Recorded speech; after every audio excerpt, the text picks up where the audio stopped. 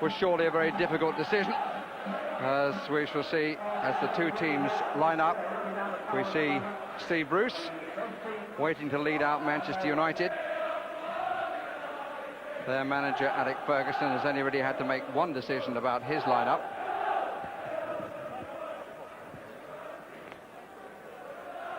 But as we look to the left, it's John Polston who leads out Norwich City.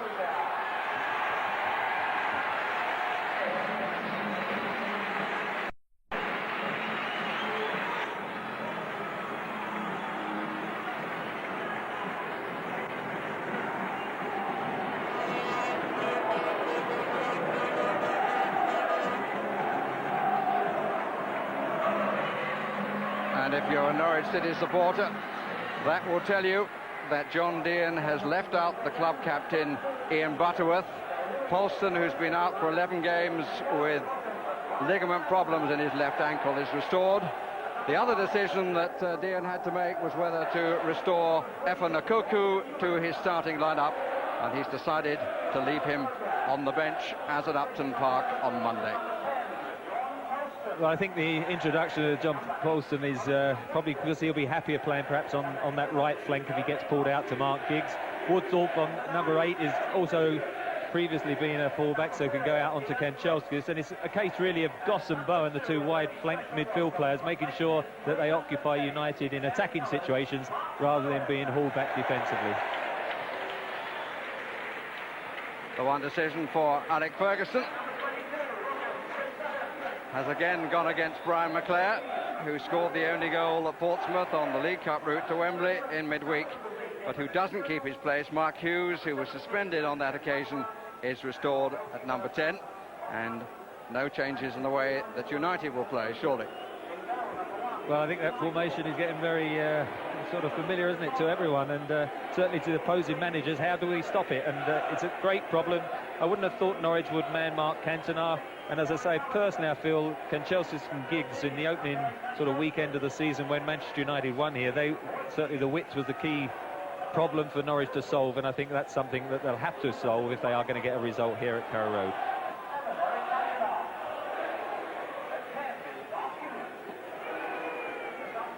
There are always little ironies in football, and here is one. John Dean, it's his 4th match in charge. He's yet to lose, incidentally, and he's being masked by a couple of the younger members, but he finds today in the opposition one of his best friends in the game, Steve Bruce. They were together in the side that won the Milk Cup for Norwich City back in 1985, and John finds his old chum as a stumbling block to his ambitions. Man in charge is Paul Durkin from Portland in Dorset. The wind has dropped a little bit. It's a chilly afternoon, but conditions pretty ideal for football, provided the wind doesn't increase in any way. Pitch looks a little softer and has had rather more wear than when we were here for the European competition. And it says something, I think, of Norwich City that their players are now as familiar as those of Manchester United as a result of that fine attempt in European competition for the first time. Well, John Dean's made a very early tactical switch to combat that wing play of Giggs and Kanchelskis. He's switched Mark Bowen to play as right back today to Mark Giggs, and he's got then Woodthorpe as a left-back marking Kanchelskis, and Polston, Newham and Culverhouse are 3 central defenders, so he's playing 5 at the back with Bowen and Woodthorpe pushing in on the 2 wingers that caused them so many problems here in the opening weekend of the season. Interesting. He's having to learn quickly, as John Dean. Sutton, Goss, only just back in the side. He's had a calf injury, came back at Upton Park on Monday after missing 8 games.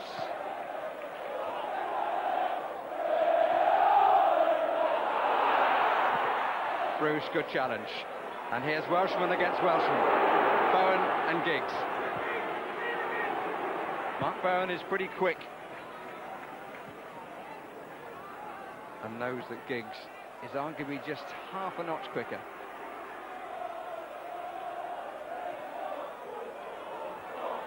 Parker.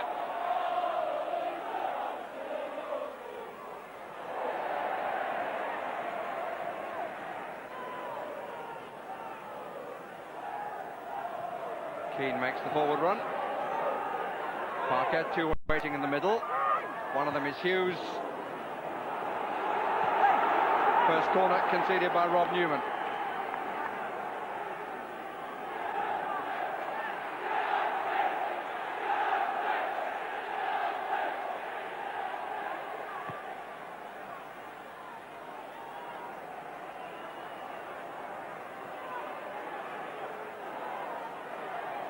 Giggs to take. Paniston near edge, gets a bit of a flick. Up again by Newman.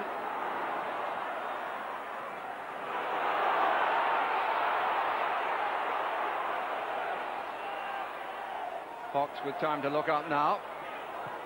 Newman's got well forward on this right side, but it's a poor ball and takes Newman out of the play. Good challenge by Crook.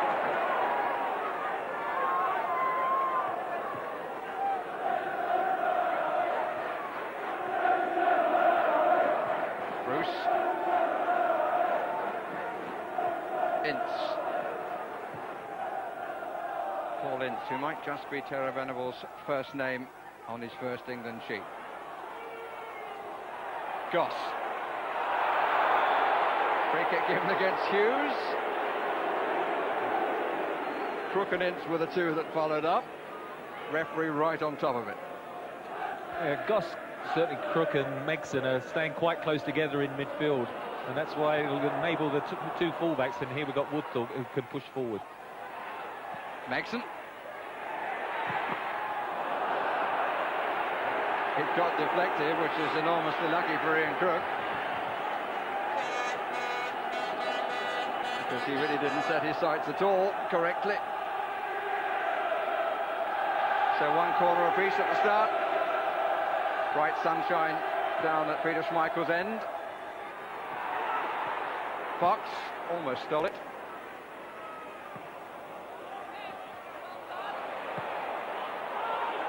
Sutton. Megson asked too much.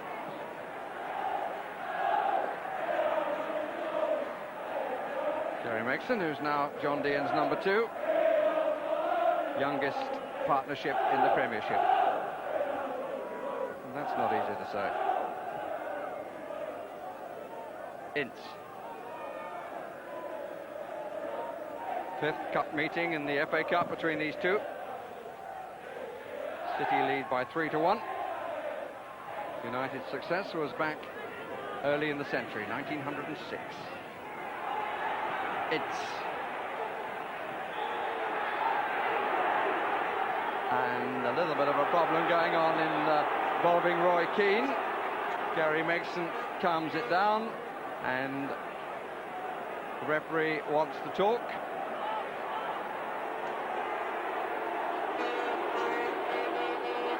Way away from the action, and a yellow card shown to Roy Keane.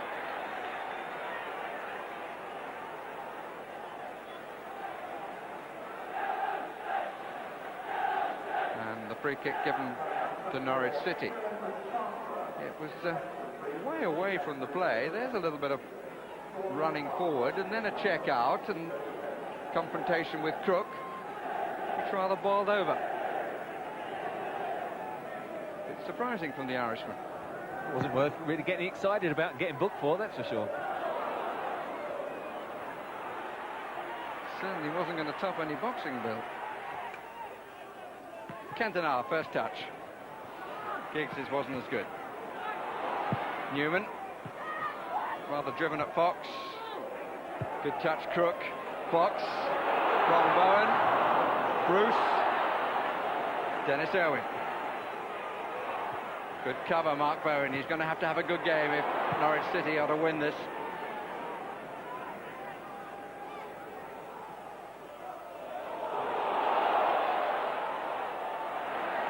Well won by Culverhouse. Almost got the balloon at the same time.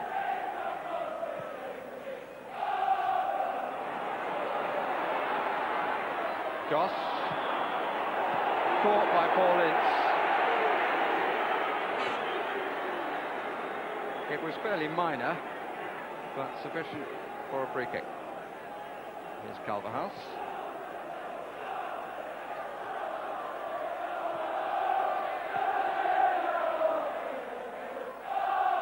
One of the beauties for Norwich, Trevor, is how they, even when they change the personnel, give them slightly different roles, they still keep a basic shape.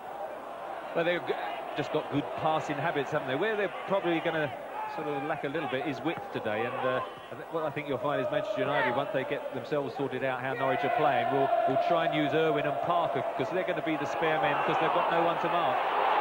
Offside flag is up against Kanchelskis. And Mark Bowen's absence getting forward on the left, I mean, actually taking on people in the last third, he's probably better at that than Woodthorpe.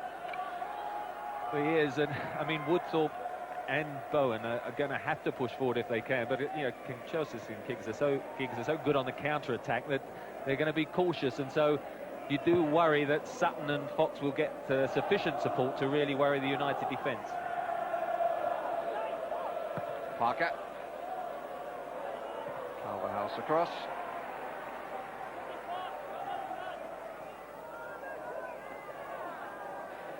Face in the crowd. Once the man at the helm here, not so long ago, Mike Walker. It's missed by Newman, and fortunately for him, also by Hughes. It was a great cross from Kanchelskis, and Rob Newman nodding to his defenders. Yes, he knows he got caught wrong side. As I say, whipped it in just half a yard. Kanchelskis, there he is on the run, just goes over Newman, and I think, you know, Hughes, with being unmarked, should have got it on target because it was a free header. Pallister climbing all over Sutton.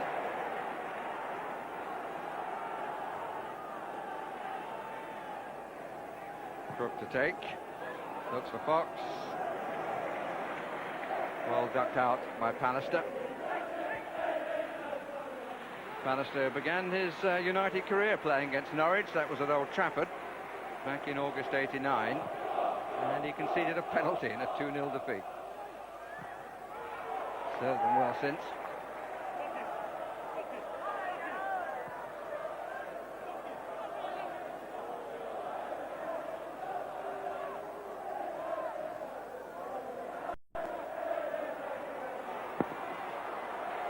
Culverhouse. Oh, nice little flick by Fox. Early for Sutton. Didn't really make the best of it, Chris Sutton. I'm not sure that he appreciated what a good opportunity that was.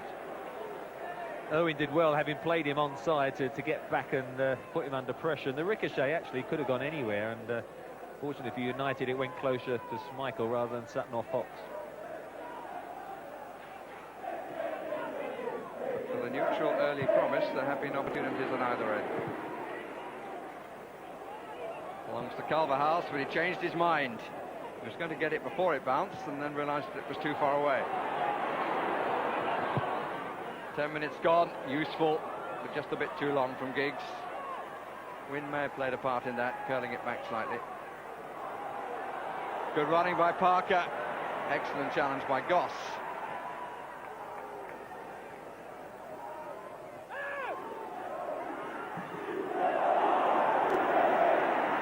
Norwich City ball.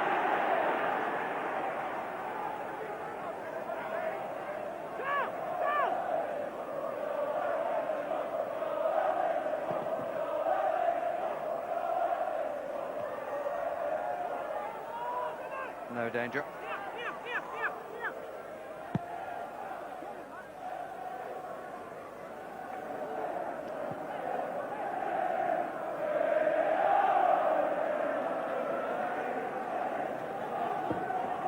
Certainly an afternoon for keeping warm, slightly unusual headdress.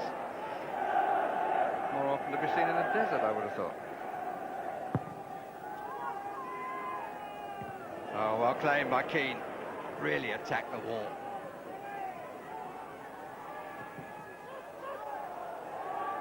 Mixon. Challenged by Parker, who attacked ball and man at the same time. Will Fox still having to go quite deep to get involved in the game. Norwich, for me, still perhaps got an extra defender more than they need, being the home side, and they're finding it difficult to sustain any pressure on United up to now. Comfortably by Pallister. Hughes did well. Cantona, Keane, Kanchelskis, Culverhouse. Did well to change his mind, because a pass to Bowen would have found Giggs arriving at the same time as the ball.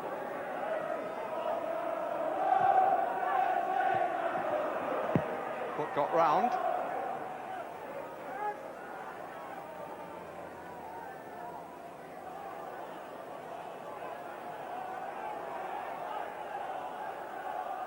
Changes are tending to concede the initiative to Manchester United. Could be a difficult decision for him to make later, John Dean. Who would he take off to bring a Koku on and get Fox wide? Jeremy Goss. Mark Bowen. He'll of course try to get forward on the right side, but there's no doubt what his main job is. Megson. Goss, Sutton, Fox, Goss just to the left, but Keane saw that. Not so much on the next page as already on the sequel to the book. Hurt both men. Hughes slightly the more, and he was fouled. The other player was Newman.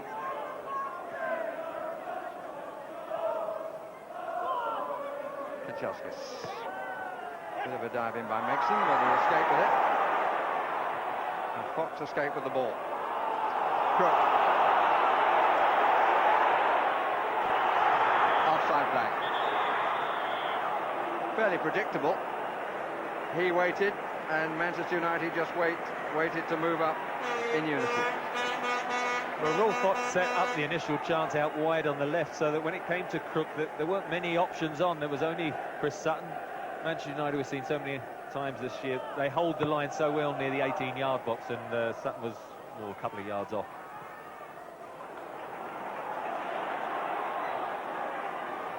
Mark Bowen. Goss. Crook. Sutton. Good touch. Goss still. Parker covering in behind the central defender as well. But now a bit of space on the left as a result of that. Goss in possession. Met by Bruce. Megson. Not a bad strike. Pretty high up on the boot, I suspect. Didn't stand on any ceremony, but it didn't go back enough for him to trouble Peter Schmeichel. A couple of better moves in the build-up though there, and Jeremy Goss just found himself once or twice further forward, closer to Fox and Sutton. That occupied one or two of the extra United defenders, and they were stretched a bit for the first time. Offside against Hughes. Mike Walker always said that they wanted to get Goss more and more forward, and he was certainly doing that before the injury, which kept him up. Bowen. Pity, but there weren't too many options, and he was slightly running out of room.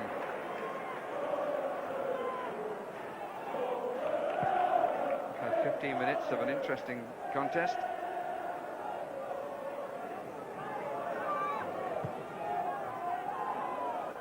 Culverhouse. Megson. Goss. Megson. Support on the left side from Woodthorpe. Didn't really play the pass. That's a mistake by Schmeichel. Megson. Second chance. Well, he's had a three-sighters. Smile from the number 2 here at Norwich. But he tried to play the initial pass while still in full stride, moving off one way and playing it the other, but he didn't really make proper contact. There was a discussion, I'm not sure in which language, between Schmeichel and Kanchelskis, because of course Schmeichel hit Kanchelskis up the seat there as he tried to clear, and that's what caused the initial trouble.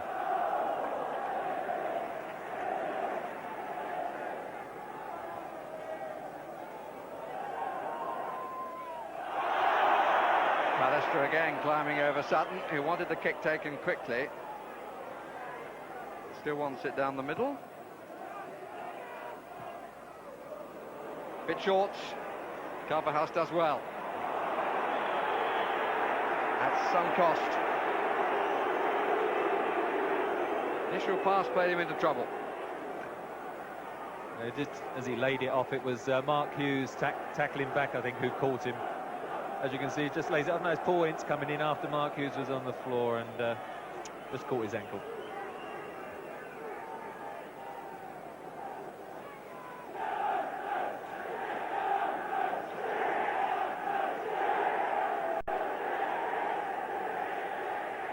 Problem is the ankle or high on the instep.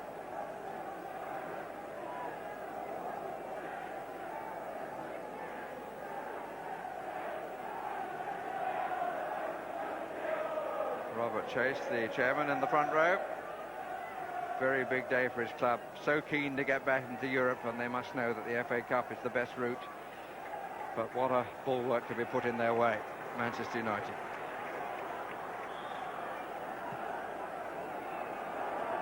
By Newman.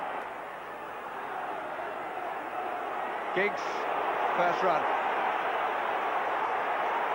Cantona out on the left flank. That's looking for Kanchelskis on the right. Keane, goal!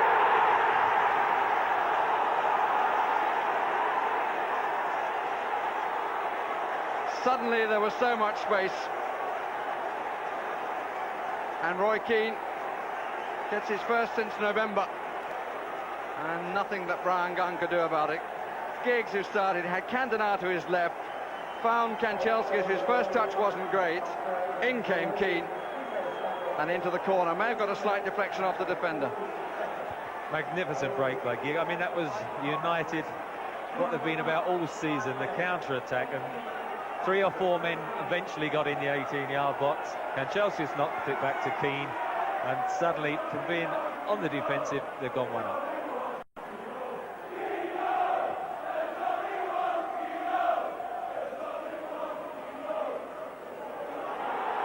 Kanchelskis, still, and still, off the bar. His blistering pace just destroyed 3 defenders there. And actually, Culverhouse went for the tackle, clipped him, and he did very well to stand on his feet. And he thought he was going to score, hit the woodwork, and a second goal then could have been a desperate one for Norwich. Not good to see him stand on his feet instead of looking for a penalty. None of it even crossed his mind. Keane.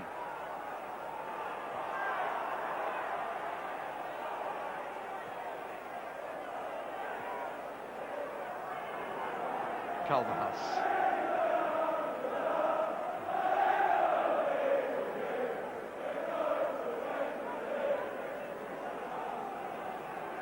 It's the Manchester United supporters chorus. Not too many of them these days would know who Doris Day was, I would think. She was the first to sing that. Well, we've had 20 minutes, and the pass from Giggs, the run by Kanchelskis, the finish by Keane, has changed the match more than somewhat.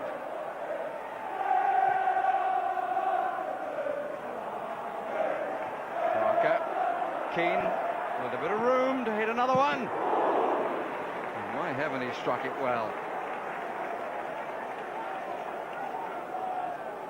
With his left foot, Gunn wouldn't have got there, would he? But I mean, at the moment, United are totally dominant. In the last 5 or 10 minutes, Norwich have found it impossible to get out of their half. And again, Fox and Sutton look so isolated up front. There's no support for them at all. Well, this is the goal from the reverse angle.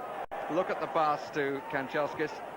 Bounced a little bit off his thigh, but then played it so deftly, and Keane really struck it. I think probably Norwich were hoping it might have clipped his hand, but it definitely just bounced up off the midriff or the hip there. Brian Gunn did come out and was a sort of half protest, but more, I think, from a point of view, and who on earth was marking Kanchelskis?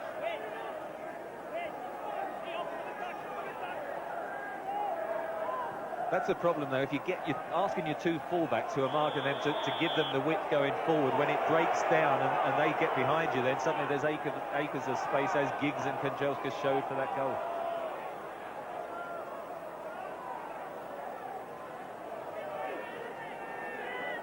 Holston, Crook, forward from Megson, but too far.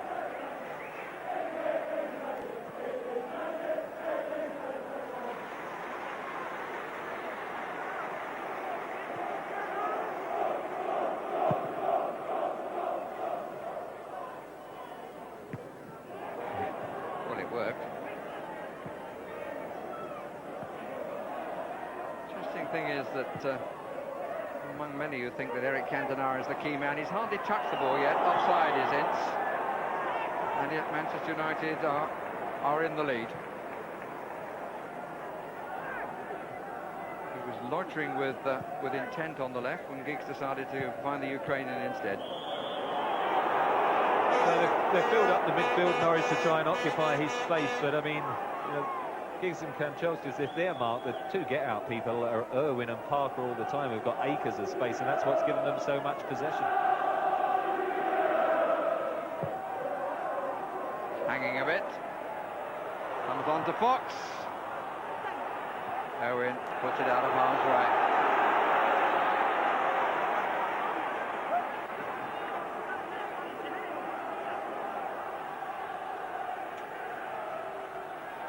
Rob Newman has come up on the penalty spot, which moves Sutton further forward. Fox on the back post. Came off Pallister.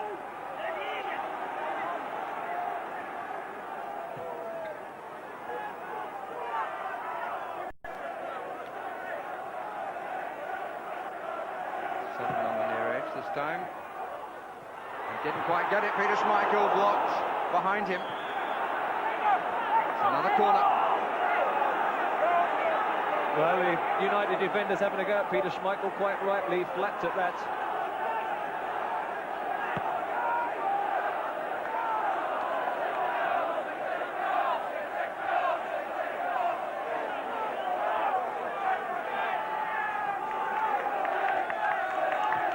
All back for Manchester United except Kanchelskis.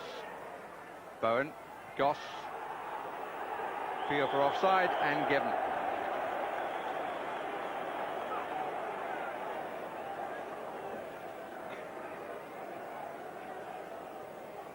The opportunity from the second corner. Knocked down and then blocked in fact by Ince.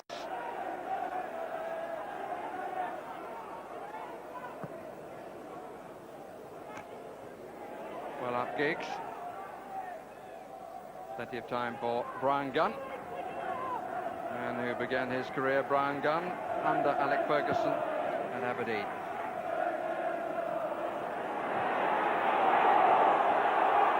Chris Sutton does well. Crook in a bit of space. Woodthorpe goes forward. Megson, Sutton, still Sutton. Determination from Steve Bruce. The free kick given against the Manchester United skipper and former favourite here.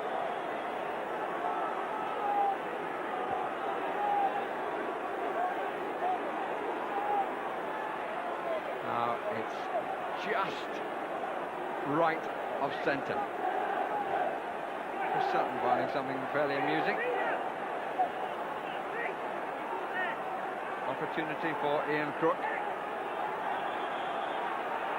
Wall is angled at the moment.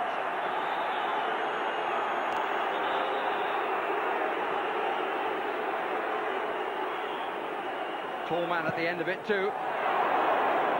Quite often you don't see that, but the man on the end was Pallister, which had to make it more difficult.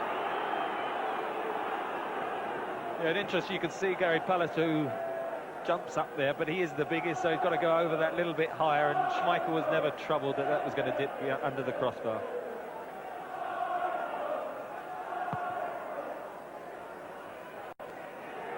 coaching point to have been noted. It's quite often you find the smallest man in that position, curiously.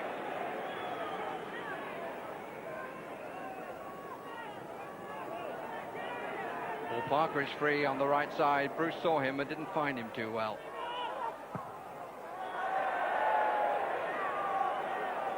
Just a few seconds of play there that Mr. Bruce might like edited out, but we're live, you know.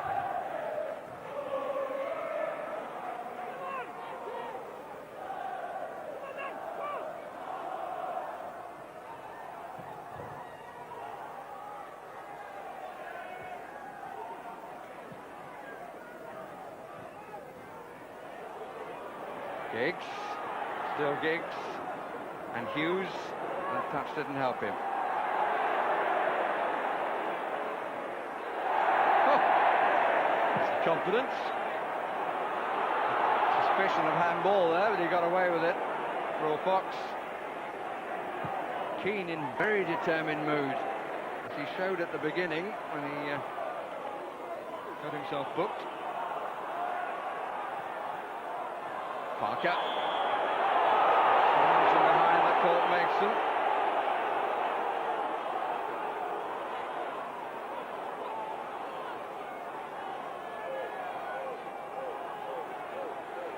Fox and Sutton on the 18-yard line. Bowen coming forward on the right side, but it's too far for him.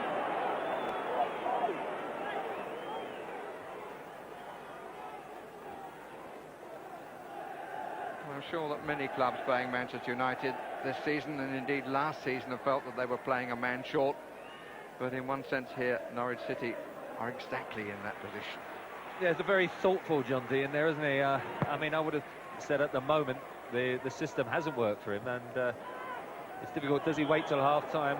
Because he's got Effen and Kuku on the bench, and for me at the moment, they're lacking the extra man up front. They need Fox to give them the width down the right, and I think Kuku would have to come on. And it's a case of when rather than if.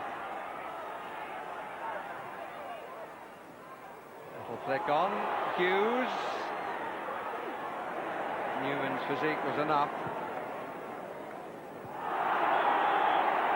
Challenges by Pallister, although the hand belonged to Sutton. Suppose you have to say, Trevor, that the sooner the better, but it's easy for a commentator to say. But if he leaves it too late, the match could be gone before he's tried something different. Well, a second goal would make it a huge mountain to climb. But at the moment, I'm sure John Dean, like myself, is sitting here and thinking, well, I'm not sure that Norwich are going to find a way through. Fox trying to. Fox is offside.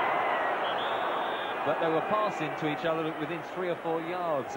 They were so close and congested, they couldn't spread the play. And the only people they can spread it to are the fullbacks, who are quite often occupied by Giggs and Kanchelskis. And he's looking pretty passive, but I'm sure he'll be itching to get out there.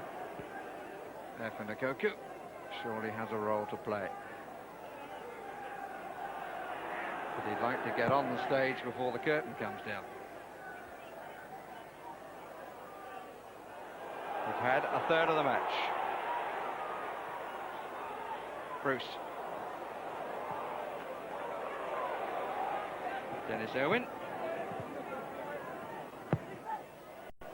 Giggs. Good ball from Dennis Irwin. Keane.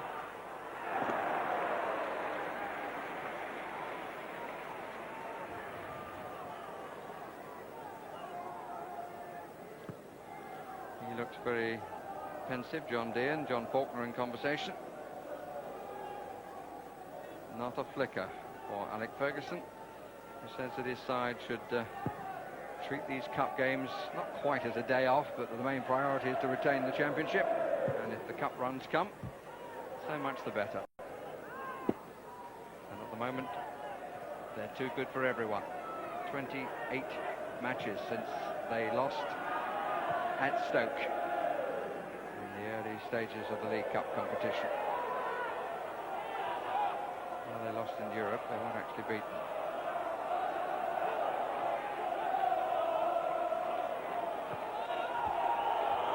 Fox.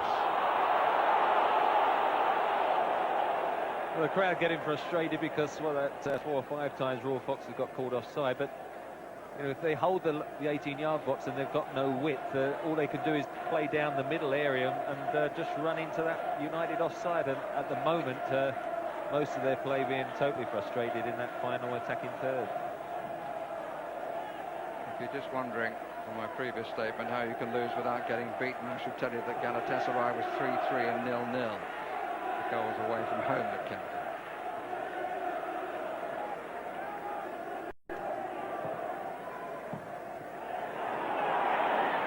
Oh!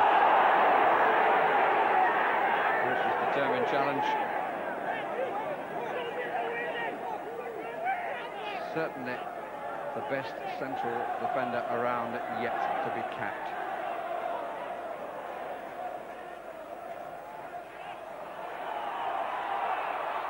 Play on, says the referee. Gary Megson at that stage was trying to dig a hole for himself. There's nowhere to go.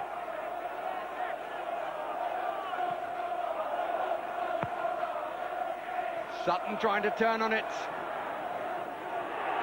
Megson.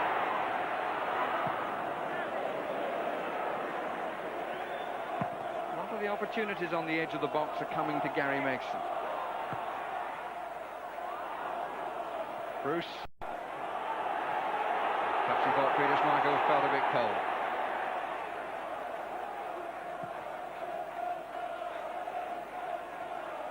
Newman. Culverhouse. Bowen.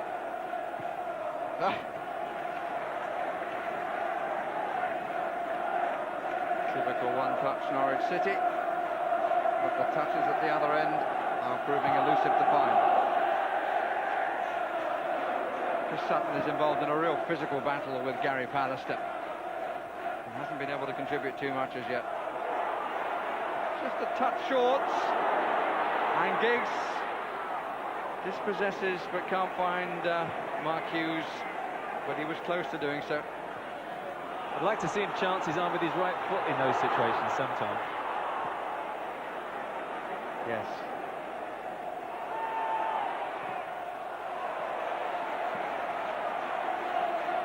I mean, he's got great balance, you know, can go in and out with his left, but, you know, he had a yard or two coming in on his right, and that wasn't a situation to pass it, it was to have a go.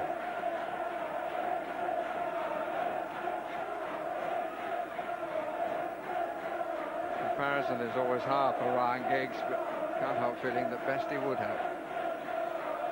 But then, in fairness, Best was more naturally right-footed, but he did force himself, work hard on it to use his left foot. Another rugby tackle by John Polston. There was a little French flick after it.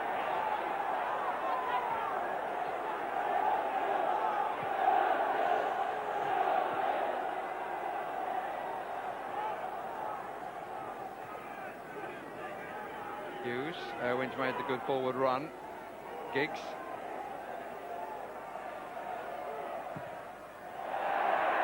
Goal kick.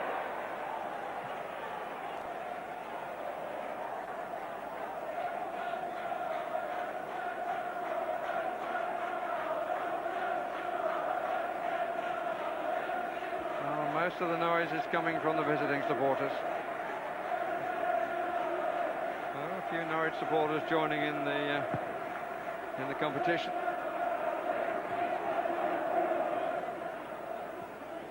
Ten minutes away from half-time. The side who've struggled to find their home at form, continuing to do so. It's quite extraordinary. One win in 9 attempts over the last 3 months. And only 15 of 53 goals have been scored at Carrow Road by Norwich City this season.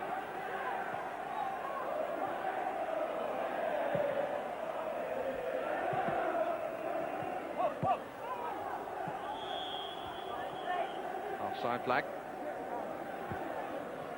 I think just 8 league goals in 11 league games is probably the most telling statistic, and you know, and you can see in a game like this, and certainly that opening weekend when they lost at home here to Manchester United, how they are struggling to get the numbers forward that they do away from home, where they counter-attack so well.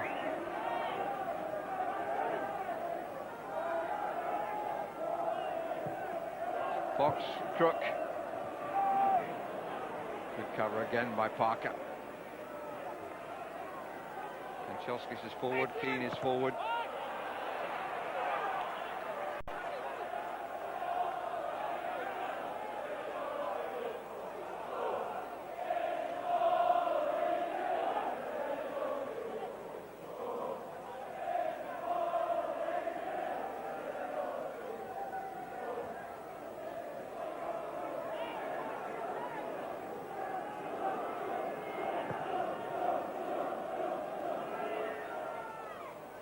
Newman.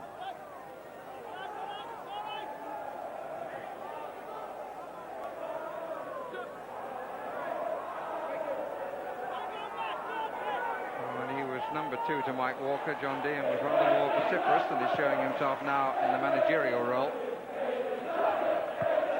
There's a fair bit of scramble going on in his head, I would think. Free kick is Norwich City's way.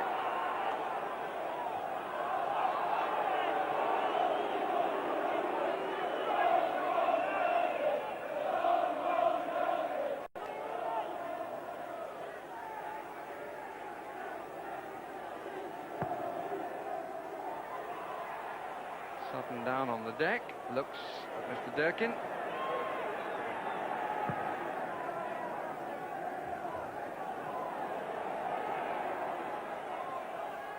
Crook.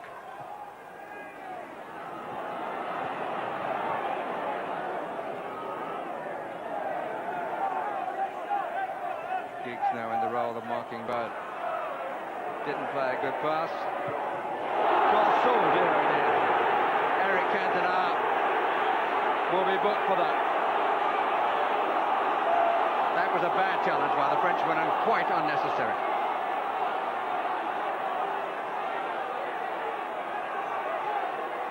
No point in interceding. The referee saw it and has to book him.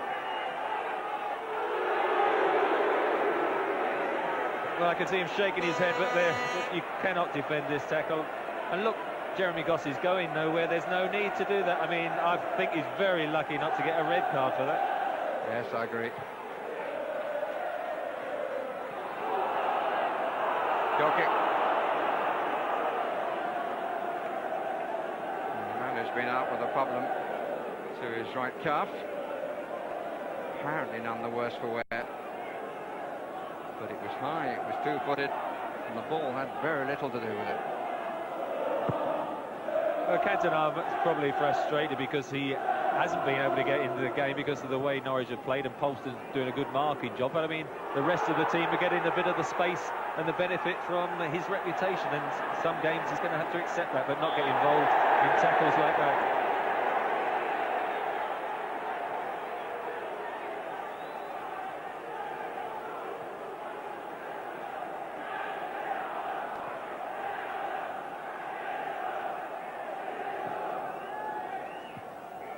Hughes, picked up by Ince, good pace, taken out of the way by Rob Newman.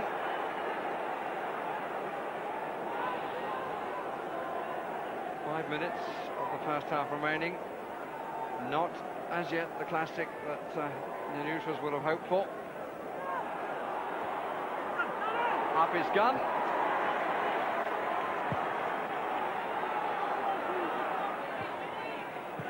Not the classic because Norwich City are stopping quite a lot of what Manchester United can do, but they're not, because of that, causing United any concern at the other end of the pitch. Parker, Keane.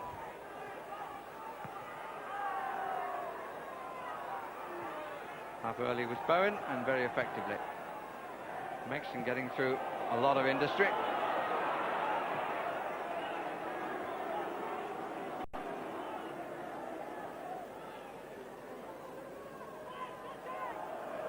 I mean, Manchester United be quite content just to knock it around at the back. At some stage, Norwich have to be a little bit more positive and push up in numbers and pressurise United. At the moment, they're having quite a gentle afternoon stroll. Chelskis. Bruce.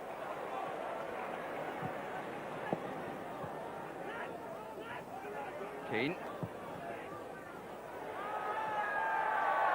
Asked a bit too much of Parker, who sits it out on the board.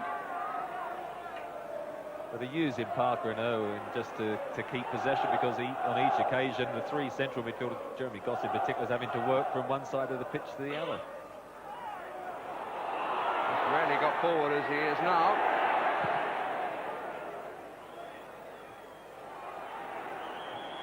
Offside against Goss. Really the only threat to Peter Schmeichel's goal was as a result of an untypical piece of goalkeeping when he didn't come in a positive manner to claim the ball. Other than that, you know, it never looked under pressure. And I think sometimes it's a brave decision to say, well, the system I've started with isn't working, but I think it's not. So I think Okuku should come on at half-time and take a chance, abandon the five at the back, and almost play with a flat back four and put Fox out wide and really have a go at United, because at the moment you can't see the pattern of the game changing unless they do something. Offside flag is up, and I should tell you that Trevor Brooking is not being wise after the event, because had he been the coach and manager of Norwich City, that's how he would have started the match, because he was telling me before the game. John Dean in charge for only the fourth time. Caretaker at Wycombe. 2 league games since have produced 2 draws against Chelsea here and against West Ham at Upton Park on Monday. Bruce watched it with care.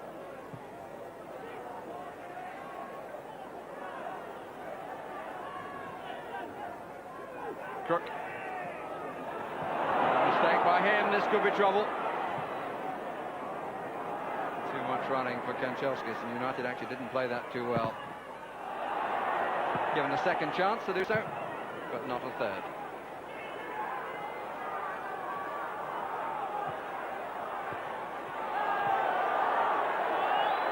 Parker. Cantona. And still Cantona. Dispossessed by Bowen. Great recovery, tackle that from Bowen, because Cantona would have been clear. Keane. Good block tackle by Polston. Sudden Manchester United pressure again. There's an extra gear there which they've changed up to once, and they're doing so for the second time. Everybody other than Schmeichel in the Norwich half. Great ball to Owen. Newman who cleared.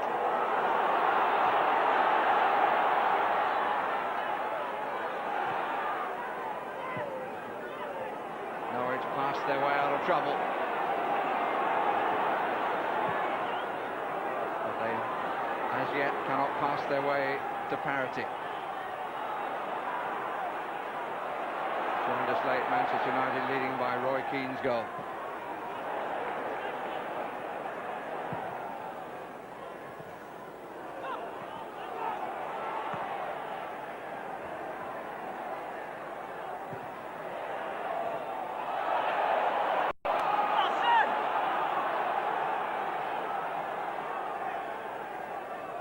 I think United will be delighted at their lead, and for me, I think it's fortunate that perhaps they're not more than the 1 goal up, and so perhaps John Dean has got time now to reorganise things and perhaps get back into this game.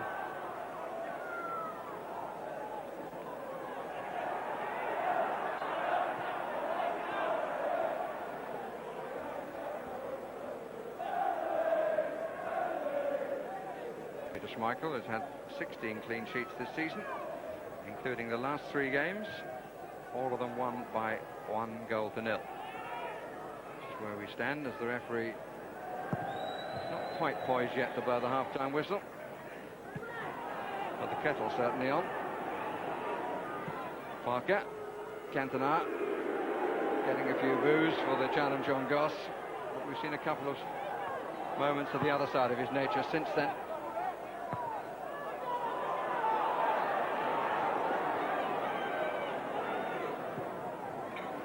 But again, Irwin and Parker have had so much space and possession, and Dennis Irwin nearly created the second goal, and he could do this all afternoon.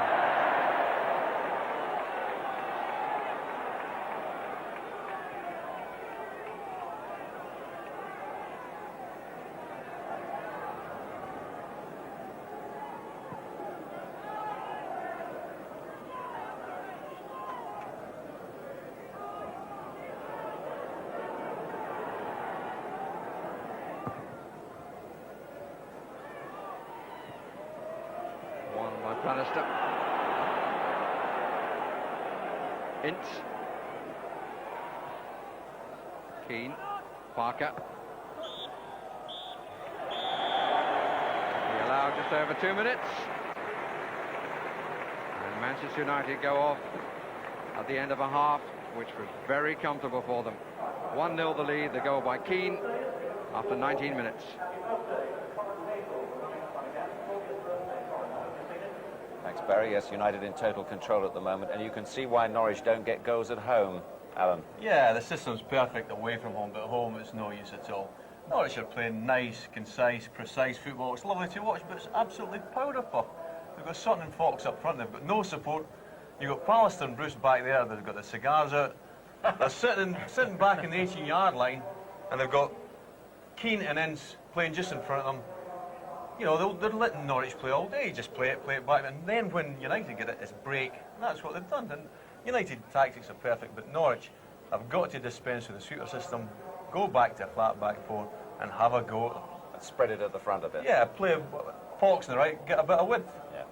Now, Ryan Giggs, he gets the headlines, but you can see why, can't you? I mean, that run which led to the goal, Jimmy, fantastic. We saw it. We're in the corner of the field, as you can see there, and we saw it from behind. I don't know whether it's quite this picture, but it was it was a magnificent run once. Oh, it is exactly the angle that we get. Now, there's a moment here when he gets possession of the ball, where he does a feint. Hit that one, where he just finds where the space is, perfect balance, but then his awareness to hit the opposite of Norwich, a long cross-field ball, looking for the space, and look at the space that's there.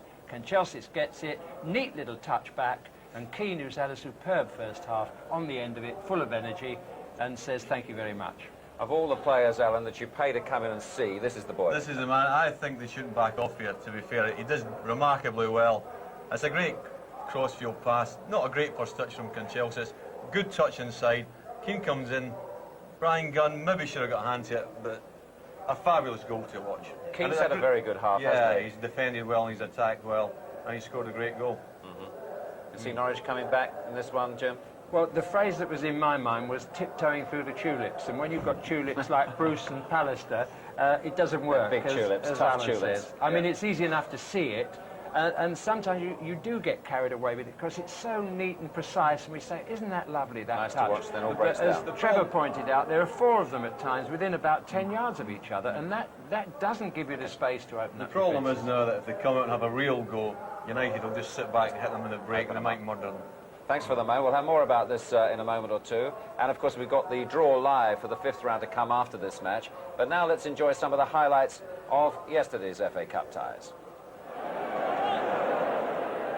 Cardiff City fans with quite short memories can recall FA Cup exits against Weymouth, Hayes, Bath City. So celebration in South Wales was long and loud when Nathan Blake put them ahead against Manchester City. When a goalkeeper of Tony Coton's class can't get a significant touch, the scorer is entitled to be proud. However, Manchester City seemed likely to hang on for their new chairman's return from holiday when David Rocastle went down under Damon Searle's challenge. Keith Curle, who'd had a goal very narrowly disallowed for offside, took the penalty. But Cardiff City's goalkeeper Mark Grew took the honours. Francis Lee may find getting a Caribbean tan easier than putting a gloss on Manchester City, but Cardiff could see the sunny side. We played some great football, and second half, as I say, I felt up until the goal, I thought we was much the better side. I mean, we deserved the win. Oxford United had failed to reach the 5th round for the last 9 seasons, but 36 minutes in, they were 2 goals to the good against the 3rd favourites. Jim Magilton picked out Alex Dyer for the first after quarter of an hour. Manager Dennis Smith had been close to dropping Dyer before the match. Smith had plotted Arsenal's shock exit at York in 1985. His assistant Malcolm Crosby led Sunderland to Wembley 2 seasons ago. When Matt Elliott, a lifelong Leeds supporter, fired home Oxford second, another chapter of cup success beckoned. But they were kidding themselves if they thought they'd done enough, because in their previous 4 league and cup encounters at the Manor, these sides had shared 23 goals. So Gary Speed's strike for Leeds just before half-time wasn't the greatest of surprises, nor indeed was the goal that made the comeback complete. Substitute David Weatherall heading the equaliser just 4 minutes after coming on. His first goal of the season, leading the Oxford manager to ponder what might have been. Fair play to Leeds, they showed great character, came back, gave us a lot of problems in the second half, and the keepers had to work extremely hard. We've not worked hard enough to close the crosses throughout the game, and we've paid for it in the end. With a Sherlock on one side and a Holmes on the other, you could have expected this tie to throw up a mystery. Was the case of the missing goalkeeper an elementary error or mere misfortune? Undoubtedly, it was Gary Lund who stole the goal. West Ham equalised through Steve Jones, supposedly brought in for the pace, which was a factor when he'd scored against Norwich in midweek. The decisiveness of his finish here suggests that for all the raw edges, there's more to his game than running fast. Newcastle's lofty Premiership position, the result of imaginative and free-flowing football, has made them second favourites for the Cup. But manager Kevin Keegan's concerned about the temporary blockage to his side's fluid system, namely the St James's Park pitch. Not that Luton's Tony Thorpe found it much of a problem. A superb debut goal for the teenager, who was released by Leicester and given his chance by David Pleat.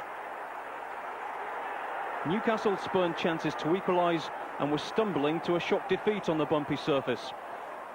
That was until Peter Beardsley stumbled over John Dreher's leg to earn them a 65th minute penalty. A controversial decision, but on closer inspection, not necessarily a harsh one. Beardsley took the penalty himself, his 16th goal of the season securing the replay, an old head putting only a mild dampener on a memorable day for Luton's young scorer. I didn't really expect to play. I had a funny feeling that I was involved, and funny enough I got my chance and put it away. I did. Really, I thought I could have done a little bit better. I don't expect to play next week against Oxford, but I enjoyed it. It was good. Before this season, only 4 non-league sides had reached the 5th round of the FA Cup, so what odds against Kidderminster joining the select band? Supporters of the Vauxhall Conference leaders steamed into Kidderminster, hoping to see Preston steamrollered. And they were not disappointed. The Harriers' John Purdy was the most gifted player on view, and it was his teasing run that set up the game's only goal. Scorer Delwyn Humphreys, who then produced a victory roll celebration, school of Peter Beagrie. Kidderminster's manager Graham Allner says he assumes his team won't win the cup, but right now they're certainly enjoying it a whole lot more than Preston. You have your dreams, before the beginning of the season, but you don't think they're going to come true. And on a day like this, I mean, it was a very hot. We knew what they were going to play like, and we always knew we got to defend well, which the lads they were brilliant at the back. But we always knew if we got one or two chances, we'd put them away. And lucky enough, I was the one who got the chance and put it away. Tottenham's season effectively came to an abrupt halt at Portman Road. It remains to be seen how much manager Ozzy Ardiles can hide behind the mask of injuries and ill fortune. Striker Ian Marshall cracked home Ipswich's first from John Walk's header after 53 minutes, his 12th of an extremely effective season. Tottenham simply couldn't contain Ipswich at set pieces. Walk was allowed the freedom to make a constant menace of himself in the box. Another of his headers hit Gavin Johnson on its rather indirect route to the net. Spurs as good as out, but 5 minutes from the end, Ipswich scored a third, just to make sure. It was the best of the 3, Neil Thompson's first of the season. And it sealed their 5th round place for the first time in 4 seasons. But what repercussions now for Ardiles and company? Chelsea, the innovators, came up with a novelty against Sheffield Wednesday. We've all seen goalkeepers heading outside the penalty area. Here was Dimitri Karin heading off the goal line. Andy Meyer's back pass had left him no option. Steve Clark was then allowed to turn defence into devastating attack with an unchallenged 50-yard run, followed by a perfect pass for Gavin Peacock. But since their 1-1 draw at Stamford Bridge in August, Sheffield Wednesday have lost only 3 of 15 away games. Their equaliser here came from Roland Nilsson's cross, helped on to Graham Hyde, who doubled his total for the season.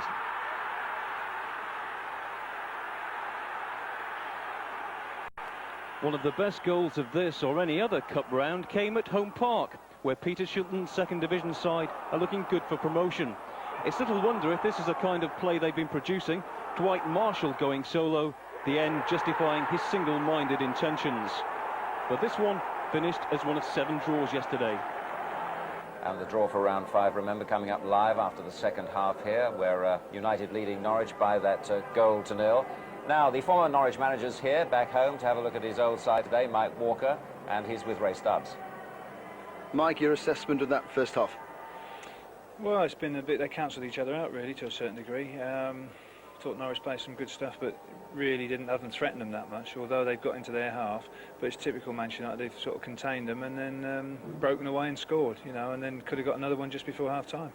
Let's just imagine for a moment, by some remote possibility, you're the manager of Norwich City. What would you be saying for them to go and do in the second half? Well, I think they've got to keep playing, you know, keep being confident to play. But I mean, they obviously need to get forward more and get some shots at goal and get some finishes on. They look quite assured, Manchester. You know, obviously they're doing well and they look quite comfortable. The danger with them, if you push on too much, of course, they can hit you on the break. And I think that's probably why the Norwich lads are a little bit wary of. Is it time to put Efan Akuku on and try and get the ball forward more and get another player forward? Well, maybe not at the moment. I mean, but I'm sure John will be thinking about that not too far, and if the goals don't change. Mike, thanks very much. A haircut from Liverpool, I see. Yeah, scalp me. God, dear. It's very nice, Mike, and the right colour too, as far as I'm concerned. Now, Jimmy, United might have killed the game, mightn't they, in that first half? Yes, they had a might couple indeed. of other chances. We're grateful to them for not doing that, because we want a bit of excitement in the second half. Quite right. But Andrei Kanchelskis is a very, very strong player. And this, when he gets into the through position, full of strength there. They can't push him off the ball. And a really fierce left-footed shot. I don't think Gunn got a touch to it. He got his hand up there, but I don't think he touched it. And then, of course, Dennis Irwin, much underrated player in the United side, suddenly pops up on the end of that beautiful through ball from Ince. And give Gunn credit here. See how quickly he appears. Look, from nowhere, he's out there to block, panics him, and he makes a pass to no one. Yes. We're admirers of Cantona, aren't we? But sometimes we're not, are we? No, he's got to control that side of the game. I said to you after 20 minutes, I thought he really hadn't had a touch yet. And Goss had caught him just before, but this really is an atrocious tackle. It's 2 feet, it's high, it's late, and I think he's very, very lucky to stay in the park there. I really do. You would have thought sending off in that. I thought it was a red card defence. Right, thank you. United lead by that goal to nil, scored by Roy Keane. Here come the players, as you see. So let's rejoin Trevor and Barry.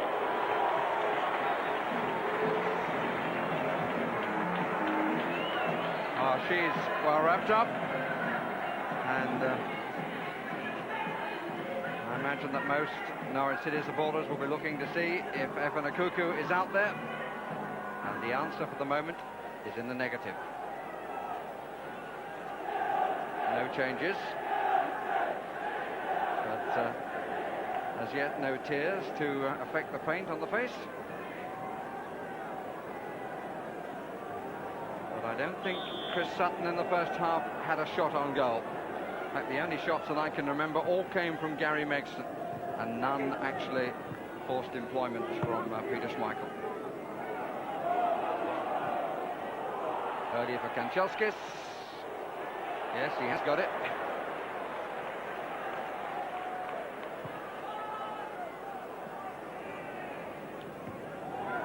Bannister and Fox, that's an unequal contest in the air. Alex Ferguson now down on the bench. And still the pensive look on the face of John Dean. Here's Kanchelskis. Ince. No.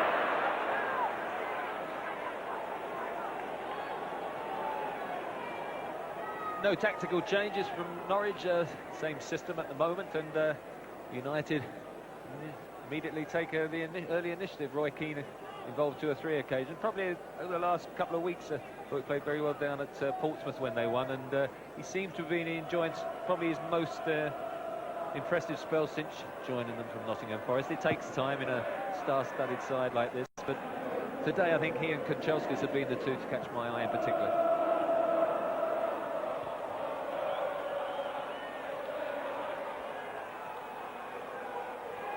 Sutton trying to turn, found he had an extra man to take on in Paul Ince. Bone. Ince. Hughes stepped on it. Fox.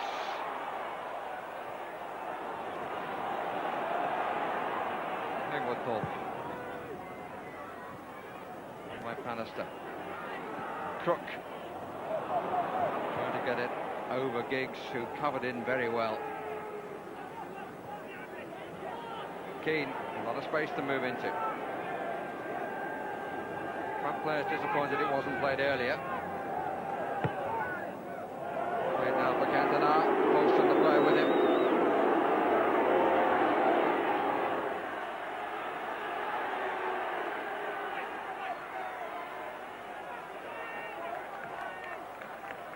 Giggs and Hughes in the area still.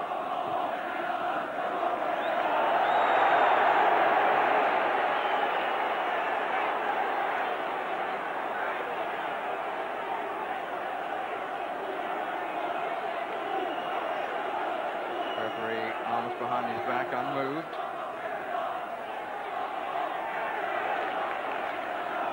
Ince and Crook. On the space. Kanchelskis. Covered by Mark Bowen. Having a good game, the Welshman, and needing to.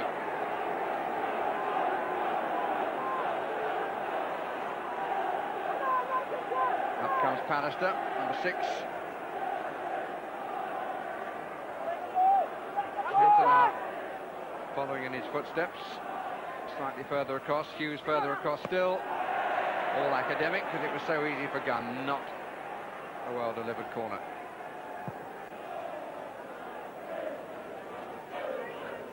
Sutton.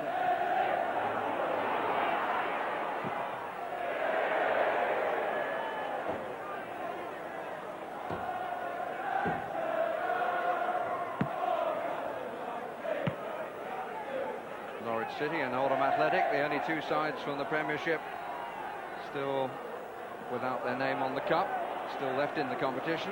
Also applies to Swindon and QPR, but they're out.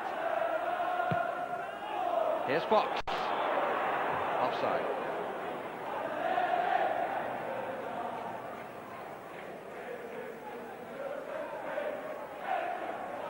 Been called out a few times, hasn't he, Will Fox? And not easy sometimes when you're used to playing out wide for most of the season, suddenly to switch down the middle and against such a well-organised back four, to time your runs and not get called offside, he's finding it very difficult.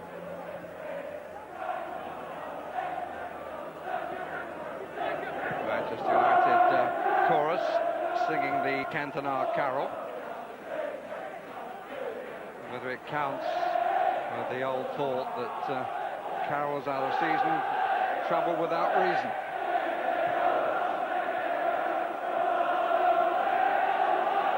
Keane once again for Manchester United. Kanchelskis held up a bit in the wind. Keane. There's no relief valve for Norwich City. They were all pulled back except Sutton, who had 3 players around him.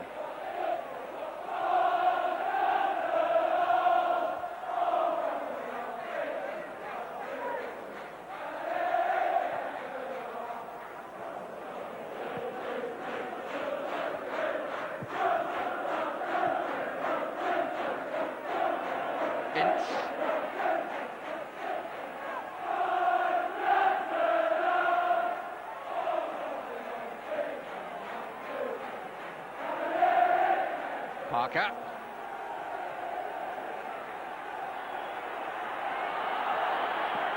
Offside against Parker.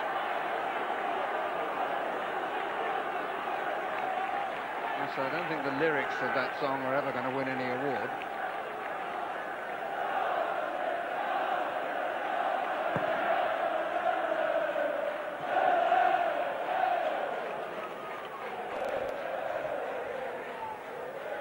It's looking at the River End stand, which is packed like the rest of the ground, the crowd of 21,060, which is the biggest of the season. Kanchelskis, still Manchester United, a notch up. Oh, and there might well have been 2 goals up. Giggs on the end of the cross. Well, he's scintillating today, isn't he? His pace and acceleration, he's whipping in some excellent crosses. That was a perfect one.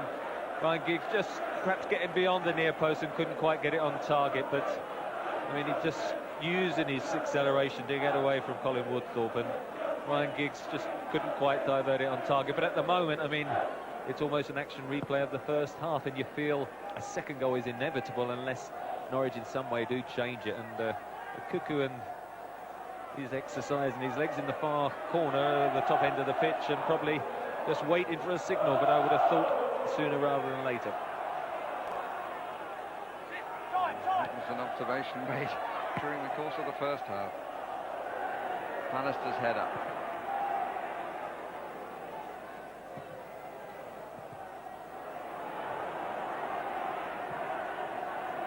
Crookenitz.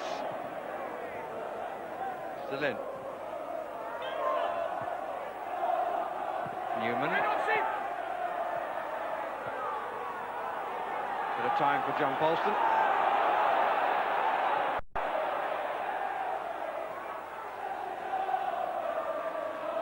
Had no change at all, Chris Sutton.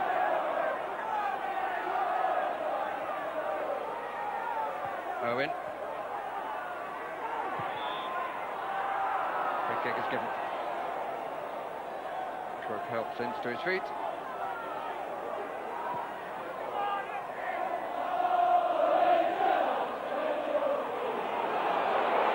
Smooth as silk. Corner. I've got a feeling we might see an action replay of that one. That was him at his very best, wasn't it? His balance, twisting and turning, running at a defender, which I'm sure is any defender's nightmare. And that young man was off his seat watching. That's what's so good about it. Bruce trying to get there. Difficult for Maxim, but he gets the clearance in. Kanchelskis. Candana wants it in the middle.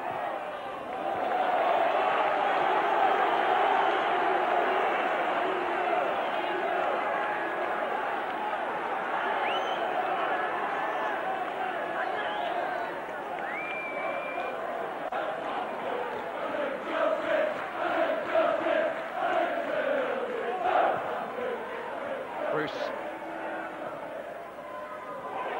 Candana.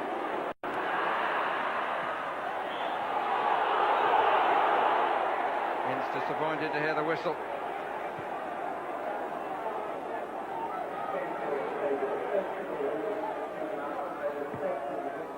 Well, this was the piece of shimmering.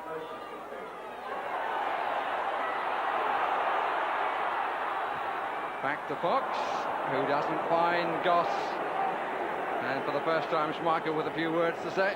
He was on the receiving end from his defence once in the first half. Got his own back there. It's almost the first time I think Schmeichel's touched the ball in this half. I can't remember, Norwich, mounting an attack, and as I say, at the moment it's still difficult to find them conjuring up a goal with so little support for Sutton and Fox.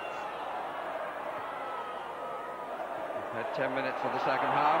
Here's Megson. Sutton! Good cover by Steve Bruce. That is the first time, I think, in the match that Manchester United were under pressure, and their captain rose to the occasion to get there ahead of Chris Sutton. It was good defending, excellent cross by Gary Megson. Lifted the crowd a bit, out by Keane. Well claimed. And what about that for a clearance? You're quite good at bowls.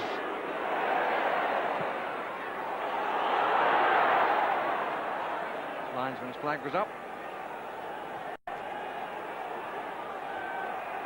But for all that sniff at the goal by Chris Sutton, I don't understand why John Dean is waiting. They've got a man over this side, wasn't seen, Mark Bowen.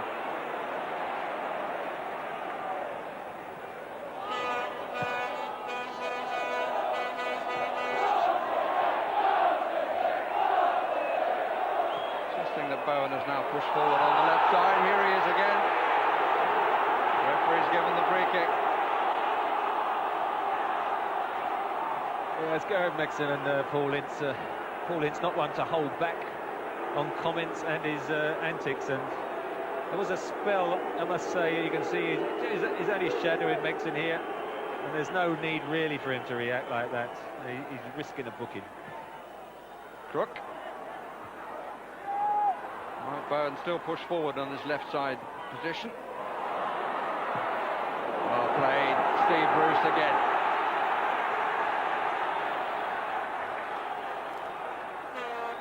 Home crowd lifted for the first time, I think.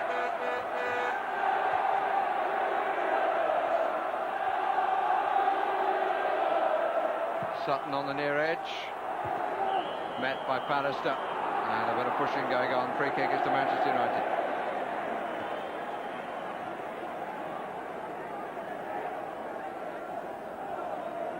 The Cuckoo still warming up. One little tactical switch with Mark Bowen coming over to the left-hand side, so they're almost playing now a flat back four.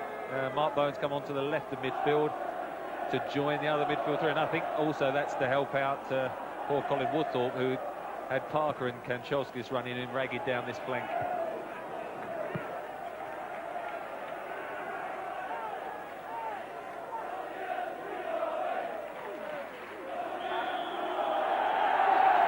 But again, the switching tactics is more a sort of damage limitation exercise rather than actually having a go at United defensively.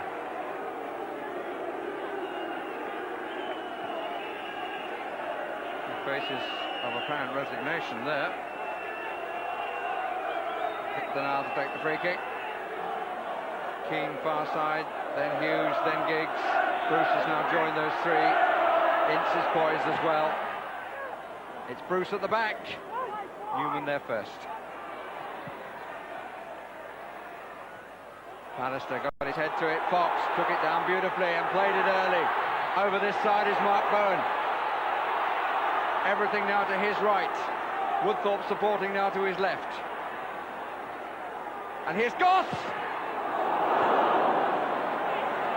It was deflected, even though it was not a memorable shot. And also Mark Bowen gave them the actual width there, and so they were able to build up their play much better.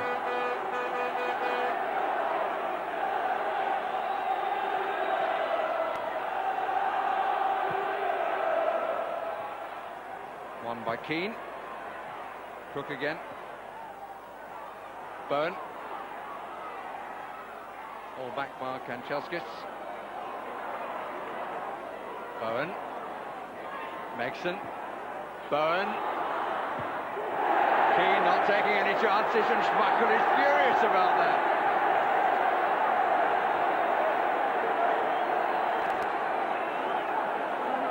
One or two encouraging signs for Norwich City.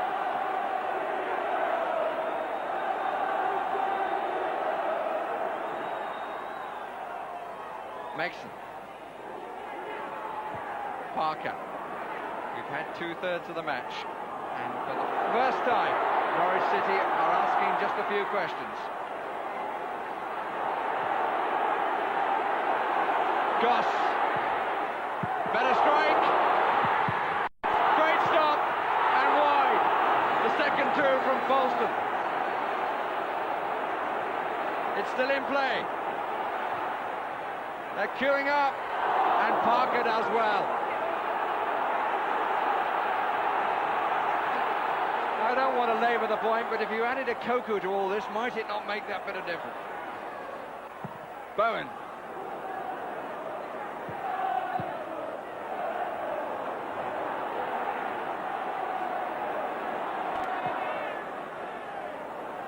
Tremendous couple of blocks by Peter Schmeichel.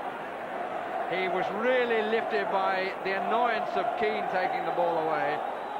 There was the first save, which knocked it out to Polston coming in. Look how he's poised. Blocks it as it's aimed straight for his nose. And the follow-up, Polston comes off the side of the boot and wide. I mean, Goss hit the first shot, but I would say he made a little bit of a meal of the first one and knocked it out invitingly for Polston. Did superbly then to retrieve it on the second one, and then, of course, John Polston should have knocked in the rebound, but then he is a defender rather than a forward.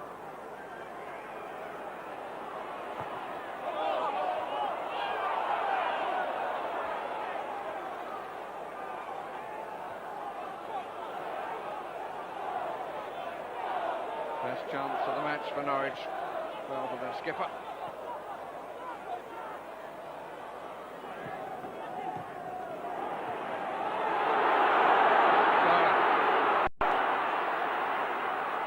Fox to the left. Bowen who's making the difference here.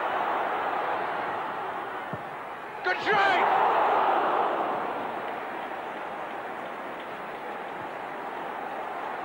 We were talking at the beginning of the match, Trevor, how they would miss Bowen on the left side. Since he's gone into that position, it's made an enormous change.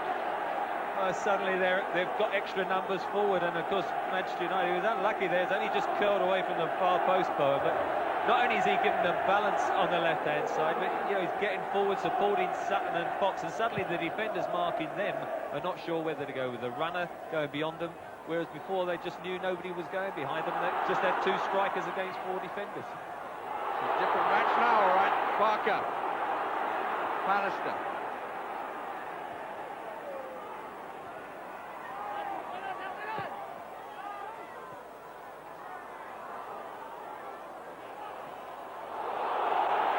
Cantona.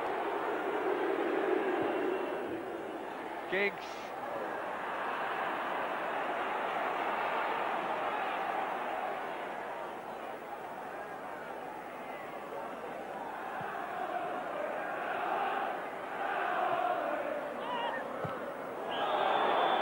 It's just a bit tight from Parker, but Bowen is much more concerned to move up into an attacking position, and Kanchelski's lucky to get away with standing on the ball. Perhaps he said, I don't understand English, right?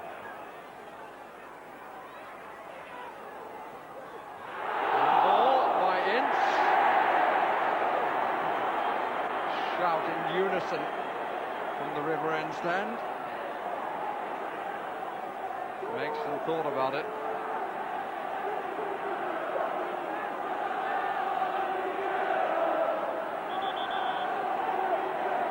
Anticipation now on the faces of home supporters.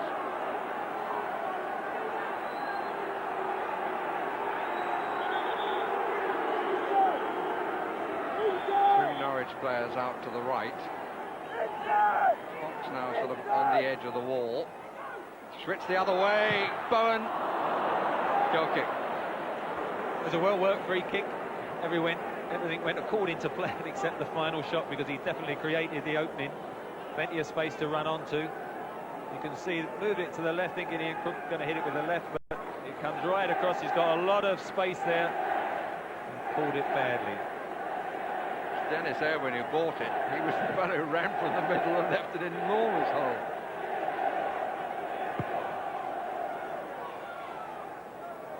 Up by Polston. Offside.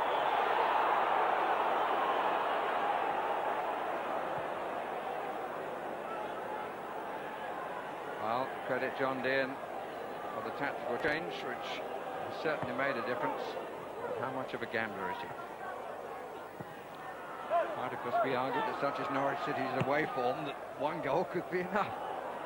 I think probably the improvement has made him decide, well, let's give it 10 minutes with this system, and then if he doesn't get the goal, then he's got to at least give a Cuckoo 15-20 minutes, and I would think he'd take Gary Megson off there. Goss won't get there. He's got to make anything of it. Crook. It's a bit strong, but Bowen plays it in early. Woodthorpe. Sutton is underneath it. Fox. Goss! Well, we're not lacking entertainment now. Well, it's a completely different match, isn't it? There's so many more numbers in there now. Look, Colin Woodthorpe, who'd been marooned in defence all afternoon, suddenly hooked that one. It scrambles, and if you see as it comes back here, it just won't come down early enough. It sits up, and Goss gets in position, but he can't get over the ball. Can see the defenders coming in, and hooks it over the top.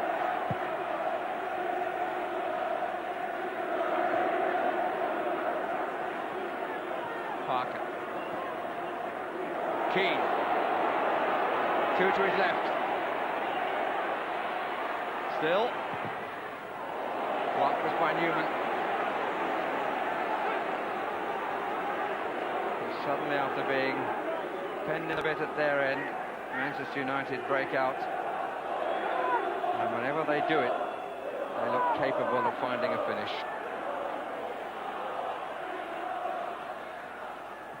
Mark Hughes just outside the 6-yard area. Cantona on the near post. Back to Kanchelskis.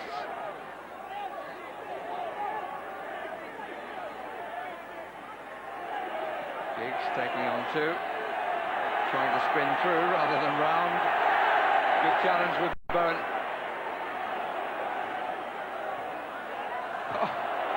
Oh. Challenged by Ince. Chase for Sutton and Parker. Owen in the middle.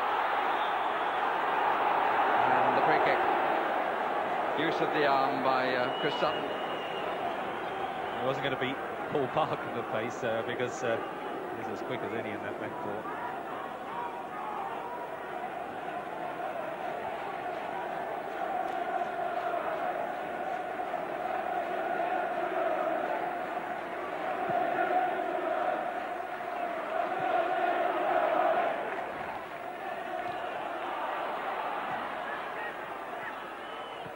Megson. Challenge late by Megson. Poor challenge on Keane.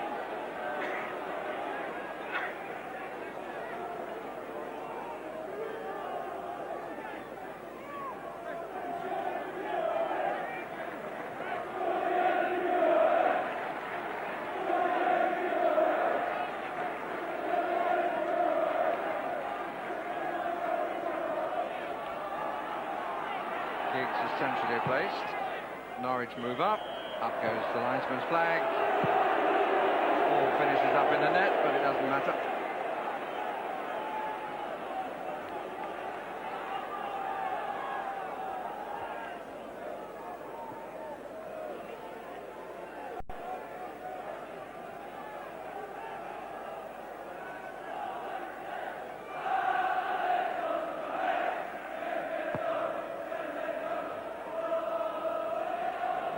From Brian Gunn. Owen. John Polston off the stretch. Ooh, did well. Didn't know he'd won it. Fox trying to get away from Bruce. And according to the linesman, was held back a bit. Yeah, did very well, the lines, because the referee hadn't seen it, and Will Fox definitely was pulled back by Steve Bruce, and another dangerous situation. Whether they can work another bit of space remains to be seen. Taken quickly. Sutton can't get through it because Pallister was in the way with a good header.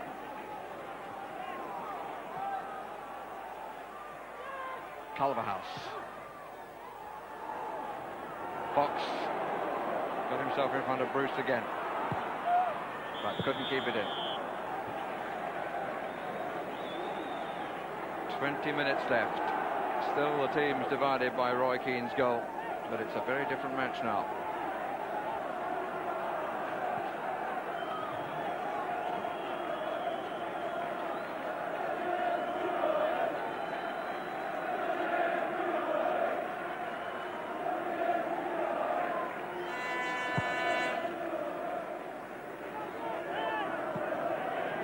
Beautifully taken. And Kanchelskis put away by Hughes. And Woodthorpe just did enough.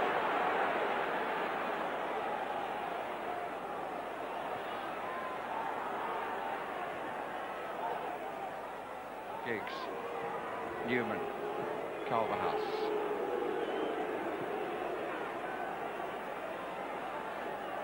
Fall back, Roy Keane just sitting in front of them. This was Kanchelskis' run. Woodthorpe just got the touch. But here again is Hughes, played it a bit too far, and just enabled Newman to get back. Gunn was coming to dive at his feet. But there was just a moment then when Mark Hughes played it that little bit extra bit forward, and Newman got in. I don't suppose you could call the Woodthorpe one a deliberate back pass, could you? Would have been very harsh. I don't think any defender would be that cool in those situations, but they've just a couple of occasions, as is bound to happen, of course, as Norwich push forward. Manchester United trying to capitalise on that pace, and they did catch Norwich twice there, but they've got to take chances now and throw those extra men forward. And I must say, as the minutes tick away, I still think of the Cuckoo sitting on the bench.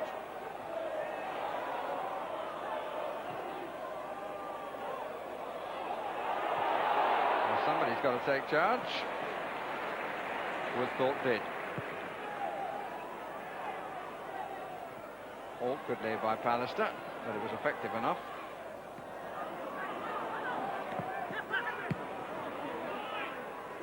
Newman. Nice little lay by Fox, got a good return too. But Parker will cut that off. Had a very tidy match, Paul Parker. Fox. Megson.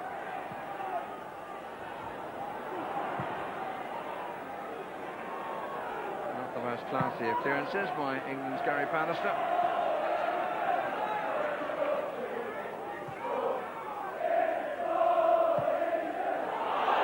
Cantona given the present and scores, and Rob Newman goes down in despair. He's hardly been in the match, the Frenchman, but his goal has surely won it for Manchester United. Gift did well with the nod down, and as Gunn came to meet him, he found the hole. Well, he's a crestfallen defender, isn't he? Because trying to knock it to Culverhouse at the right back, and I thought he just knocked it too far. Cantona kept his head and his touch superbly, didn't he, to finish off probably the last person you wanted to give the ball to in those situations. They got away with a couple, didn't they? Kanchelskis and Hughes just before that, but it was third time lucky for United. And as you saw, the change will now be made, but the top scorer for Manchester United, his 16th goal of the season, surely has put it beyond Norwich City's reach. Poor Rob Newman.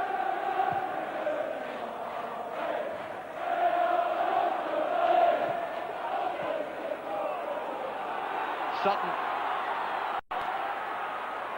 Still Sutton, this is the best run he's had.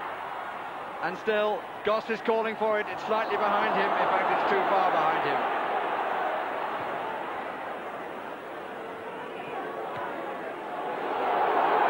Kanchelskis. Giggs let it run, but not to his advantage.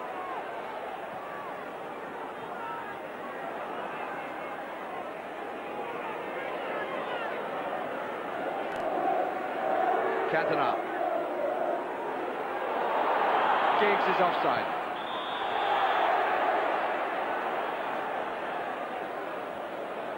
And we're into the last quarter of an hour, and Efenakoku is invited into the action, but to try to save a lost cause.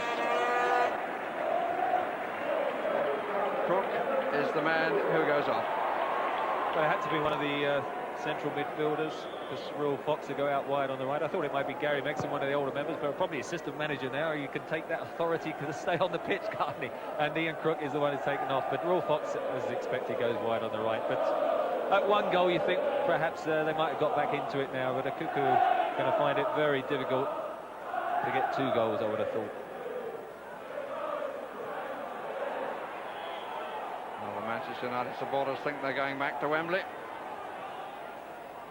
9-1 for the treble, which has never been done. on, but claimed. Does distribute so well. Cantona.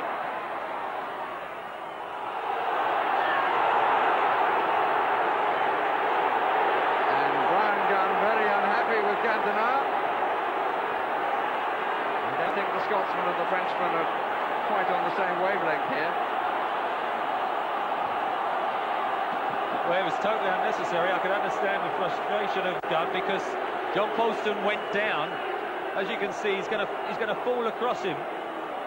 Cantona's not too happy, and as they go down and he walks across, he just has another one of those little backflips, which all the crowd would have seen. It's unnecessary. He's sized 2-0 up. Why he has to do that, I just do not know. Yes, it's adding insult to injury, because there was that terrible tackle in the first half, and then he goes to score the goal, which makes it 2-0. Check on John Paulson's shoulder.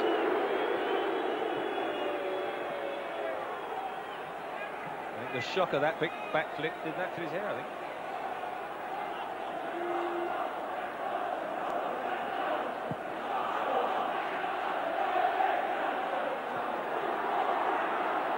Goss. Koku wants a touch of the ball. Makes them forward. Bruce denying it, Koku.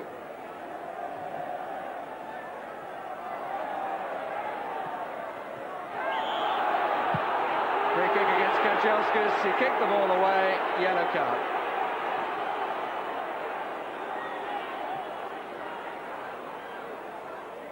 Don't need to understand the language.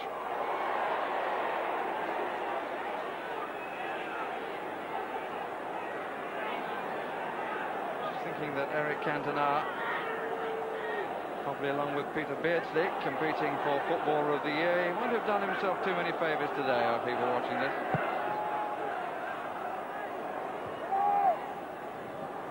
Goss. Polston. Goss did better than he had any right to do. Oh, good play. He's got class as Culverhouse. That's nice. No foul, according to Mr. Durkin. Offside against Cantona. And there's to be a substitution too now for Manchester United. And Hughes, the man, come off to be replaced by Brian McClair.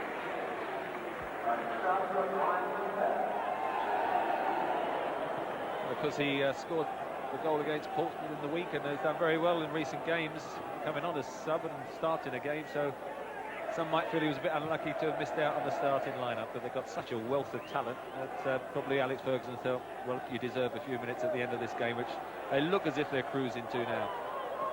Goss.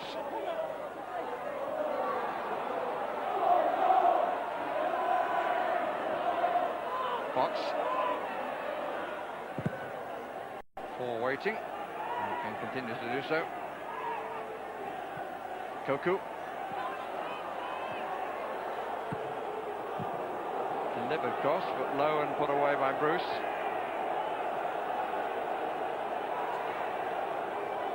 Goss. Bowen. Still Bowen. Interception by Parker from a prone position. Cantona.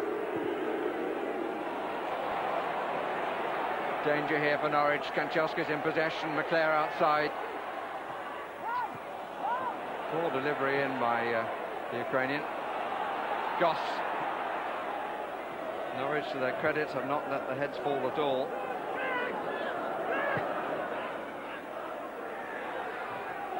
The goal given away was a real hammer blow, and things seem to be on the up and up for them. Sutton. Fox. Pallister's header. He's had an excellent game, Gary Pallister at the back. Not only has he kept Chris Sutton fairly quiet, but looked very composed when in possession. Kanchelskis once more, seen a lot of the ball. Flag is up. Mr. Durkin gives the free kick to Manchester United.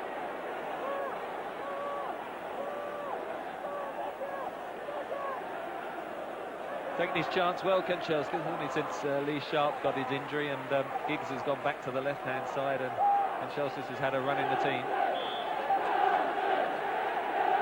Well, he just got 3. Giggs just drops it in. And Roy Keane was not too far away.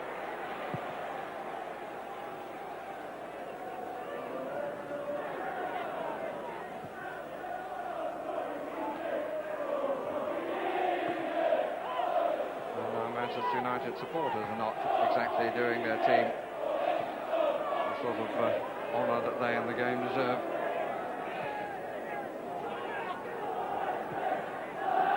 Polston.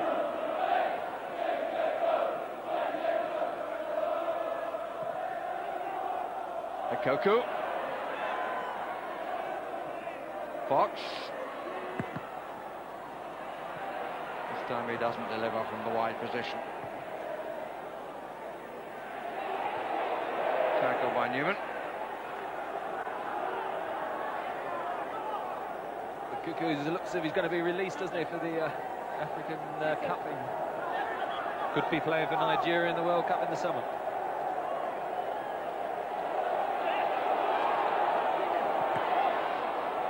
Here's Keane. Kanchelskis on the right-hand side. Just small touch was enough.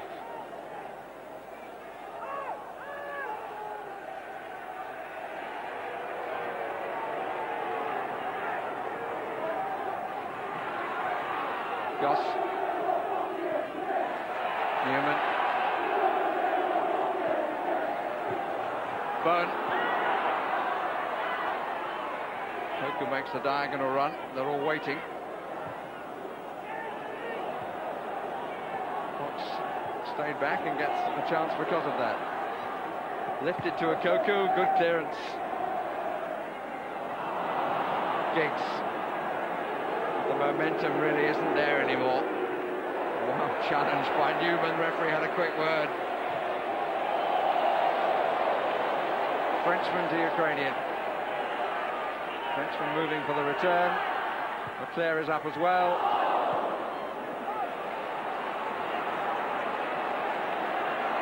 Now Bowen. Koku. Sutton can't get a touch to Fox, who was waiting. Kanchelskis, a little languid in his return, is caught offside.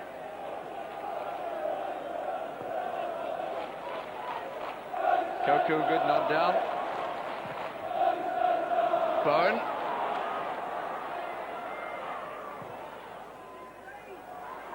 Koku being held up well. Goss tries to curl. Good stop.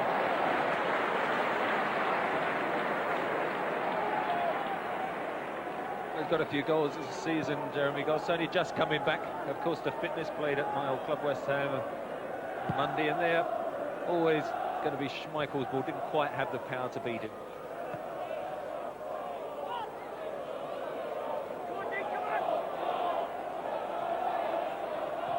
Plenty of runners forward. Sutton.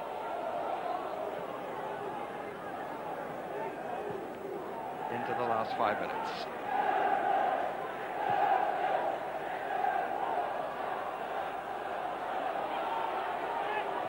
Cantona offside against Roy Keane.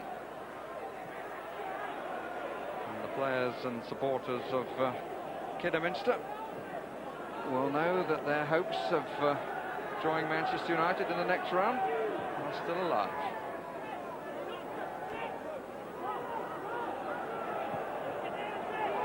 Kanchelskis covering.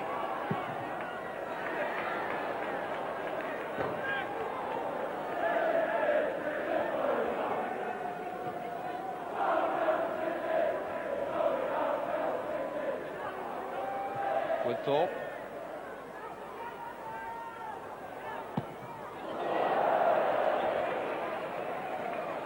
Bit of a blind, I would thought.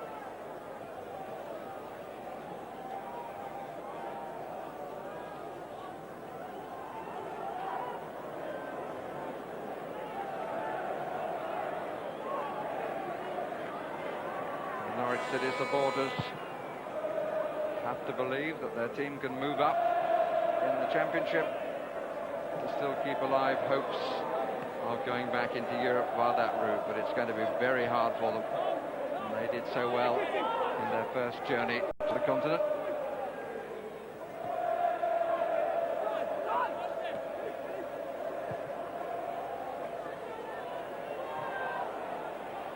With Thorpe, Leclerc, Kanchelskis.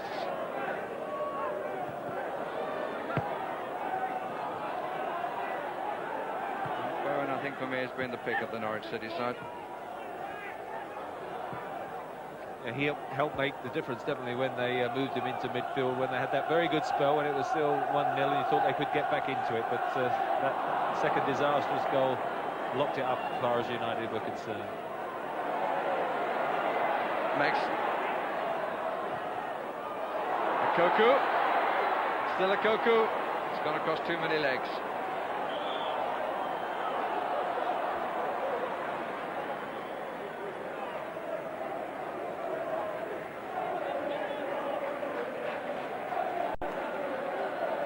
It's a problem for everyone who faces Manchester United. How do you play them? If you give them the respect and look at their strengths and try to counter those at a cost to your own strengths, what in the end do you achieve?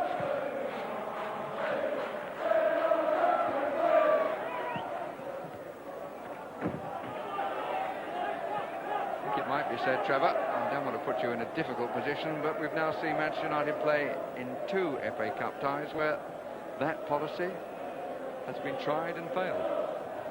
Well, it's very difficult. I mean, people will say, well, if you have a go at them, you're so prone to the counter-attack and their pace that you know, they'll expose those gaps and win anyway. But today, particularly in that first half, you never felt Norwich were threatening them from an attacking point of view, and the goal that came was almost inevitable, almost in the second half, until they moved Bowen into midfield. So at the end of it, there's frustration from the players' point of view, I would have thought, John Deere, because they'd never really tested United as probably they felt they were capable of.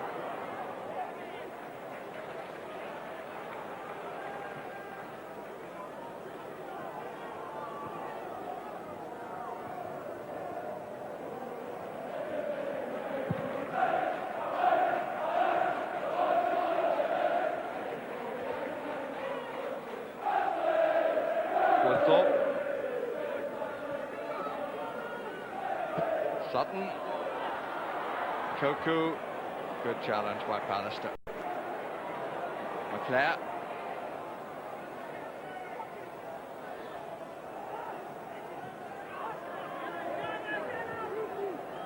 Giggs.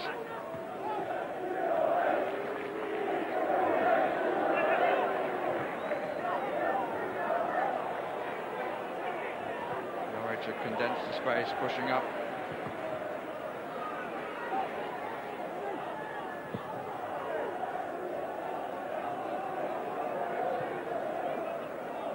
Giggs. Inside is Leclerc. Wide is Cantona. Inside him is Kanchelskis.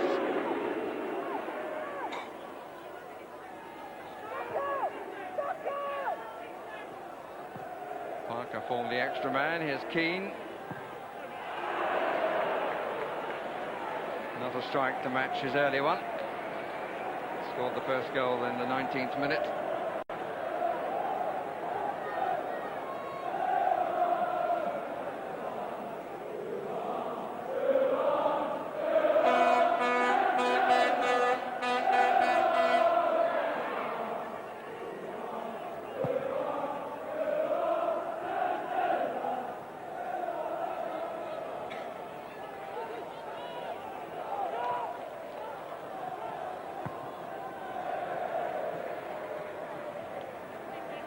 Durkin has one look at the watch on his wrist, and one look is sufficient.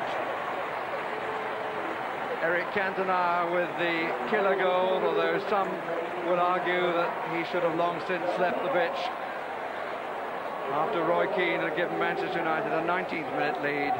But in the second half, with a tactical change, Norwich City did very, very much better and was certainly threatening when Rob Newman's error enabled Cantona to put the game beyond the home side's reach. Kanchelskis saw a lot of the ball set up Keane for the first goal after being beautifully found by Ryan Giggs. And who awaits next in the draw for Manchester United? 9-1, Trevor, for the treble. It's not generous odds. Well, Alex Ferguson dismisses it as something that's impossible for a side to achieve, but at the moment they're not sort of wilting at all. Well, the scorer of the first goal, Roy Keane, is now down in the tunnel, waiting to answer the questions posed by Ray Stubbs. Roy, second half a little bit tougher than the first half. Yeah, well, we knew that. We knew Norwich would come back strong in the second half. But I always thought we'd get another one on the break, and luckily enough we did. Pretty comfortable in all, you march on. Yeah, well, you know, we're doing really well lately. We had a bad spell there a couple of weeks ago, but we've had about 3 or 4 good wins on the trot, so, you know, we're quite happy the way things are going. Norwich came at you in the second half a little bit more. There was one chance that really turned the game, Peter Schmeichel saved, but then unfortunate that Eric Cantona was able to pop in. I'll say a couple times, you know, Norwich didn't take that chance, and, you know, Eric did. But that's what it's all about. You march on, congratulations. Thank you. United in for everything still, but who are they going to draw? Who's going to draw them, rather, in the next round? We'll have more comments about the game in a moment, but we're going direct to London now for that 5th round draw live. Let's join David Davis. Desmond, I was at Kidderminster yesterday to see the Harriers become the first non-league side to reach this 5th round draw in 9 years. I know many of the players will be watching this draw at the Agborough Stadium in Kidderminster. They'd fancy a West Midlands derby against the likes of Aston Villa or Wolves, or even a trip to Old Trafford. Plenty of either-ors in the draw, only 7 teams definitely through. Kidderminster are number 11, Manchester United number 6, Cardiff City are number 13. They beat Manchester City, of course, yesterday. Time to go for that draw and join the Chief Executive of the Football Association, Graham Kelly. Graham. Thank you very much. Well, the home teams will be drawn by Mr Gordon McKeague, the Chairman of the Challenge Cup Committee, and the away teams by Sir Bert Miller, the Chairman of the Football Association.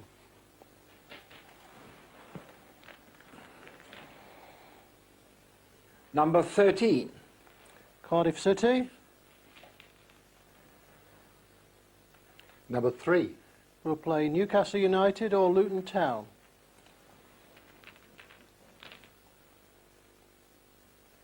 Number 9. Oldham Athletic or Stoke City. Number 7. We'll play Plymouth Argyle or Barnsley. Number 11. That's Kidderminster Harriers. Number 12. Play Notts County or West Ham United.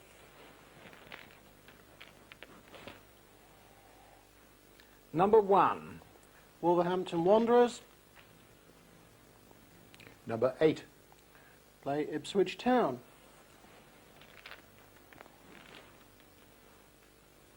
Number 16. Bolton Wanderers or Arsenal. Number 2. We'll play Aston Villa.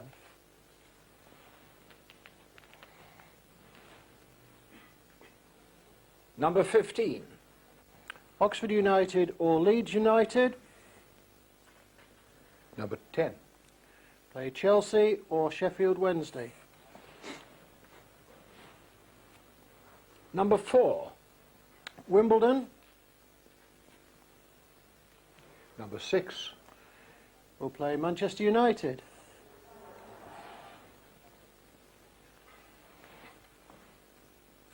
And number 5.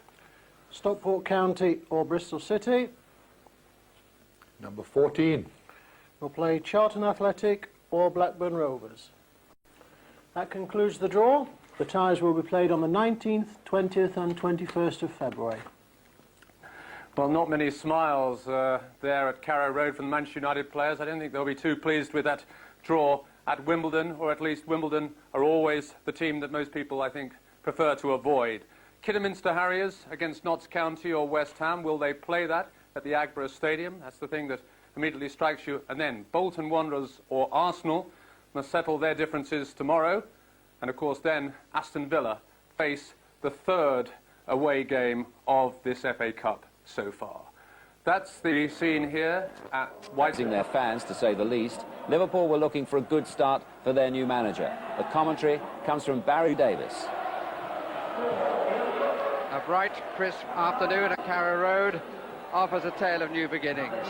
For John Dean, that means putting behind Sunday's disappointment and the sale of Rural Fox, and in an ideal world produce a team whose results will make the big names want to stay. For Roy Evans, it's the start of a new career.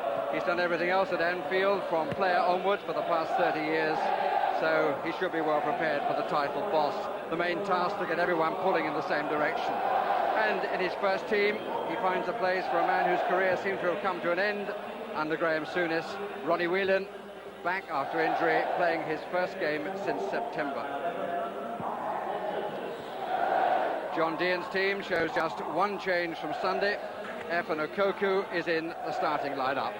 And among the substitutes is 18-year-old Darren Eadie, whose opportunities have increased by the departure of Fox.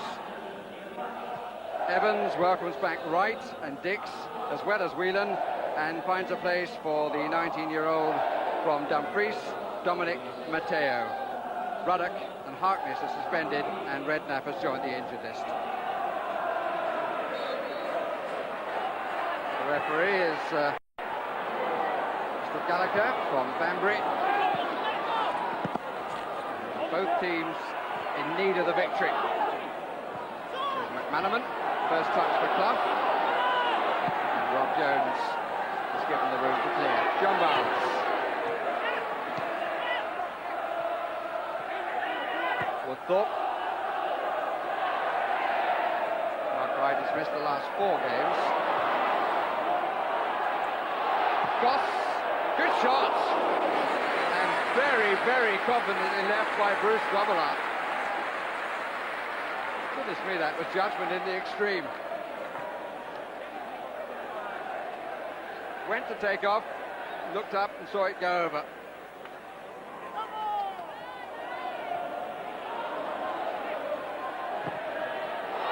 McManaman in space. Rush far post. Near post, nobody coming on far, but with the run, McManaman goes for the shot and misses the far post.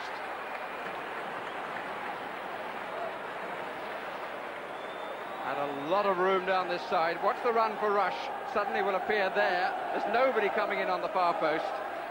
Walters arrived a bit late.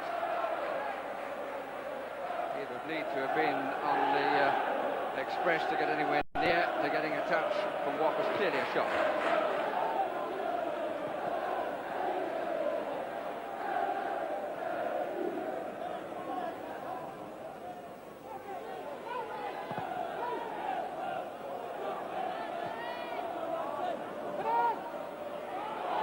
He's caught. Unlucky Chris Sutton. Mark Wright hugely relieved. Turned towards his own goalkeeper, seemingly unaware of the presence of Sutton. Used his physique well and his technique almost as well. And I think Norwich supporters might say to John Dean, we're attacking the opposition this time, we're not worrying about them. Rob Jones, McManaman is on the touchline. Asks for it to feed, gets it. Jones. McManaman demanding again. Clough, only ball on for him. Every Norwich player behind the ball. And Barnes, Culverhouse, great tackle. And Woodford covers behind him. But if England under Terry Venables think about playing with a sweeper, Ian Culverhouse has a case. Though that's not his role this afternoon, he's playing as a normal right back. Bowen. Newman. Crook. Ekoku and tail.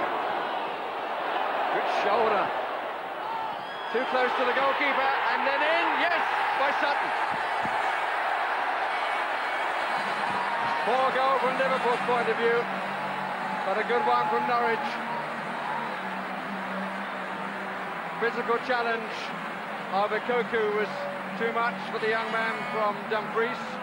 The ball looked to be too close to Grobbelaar. Wright was in the way, didn't get hold of it. Sutton following through, his feet beat Grobbelaar's feet.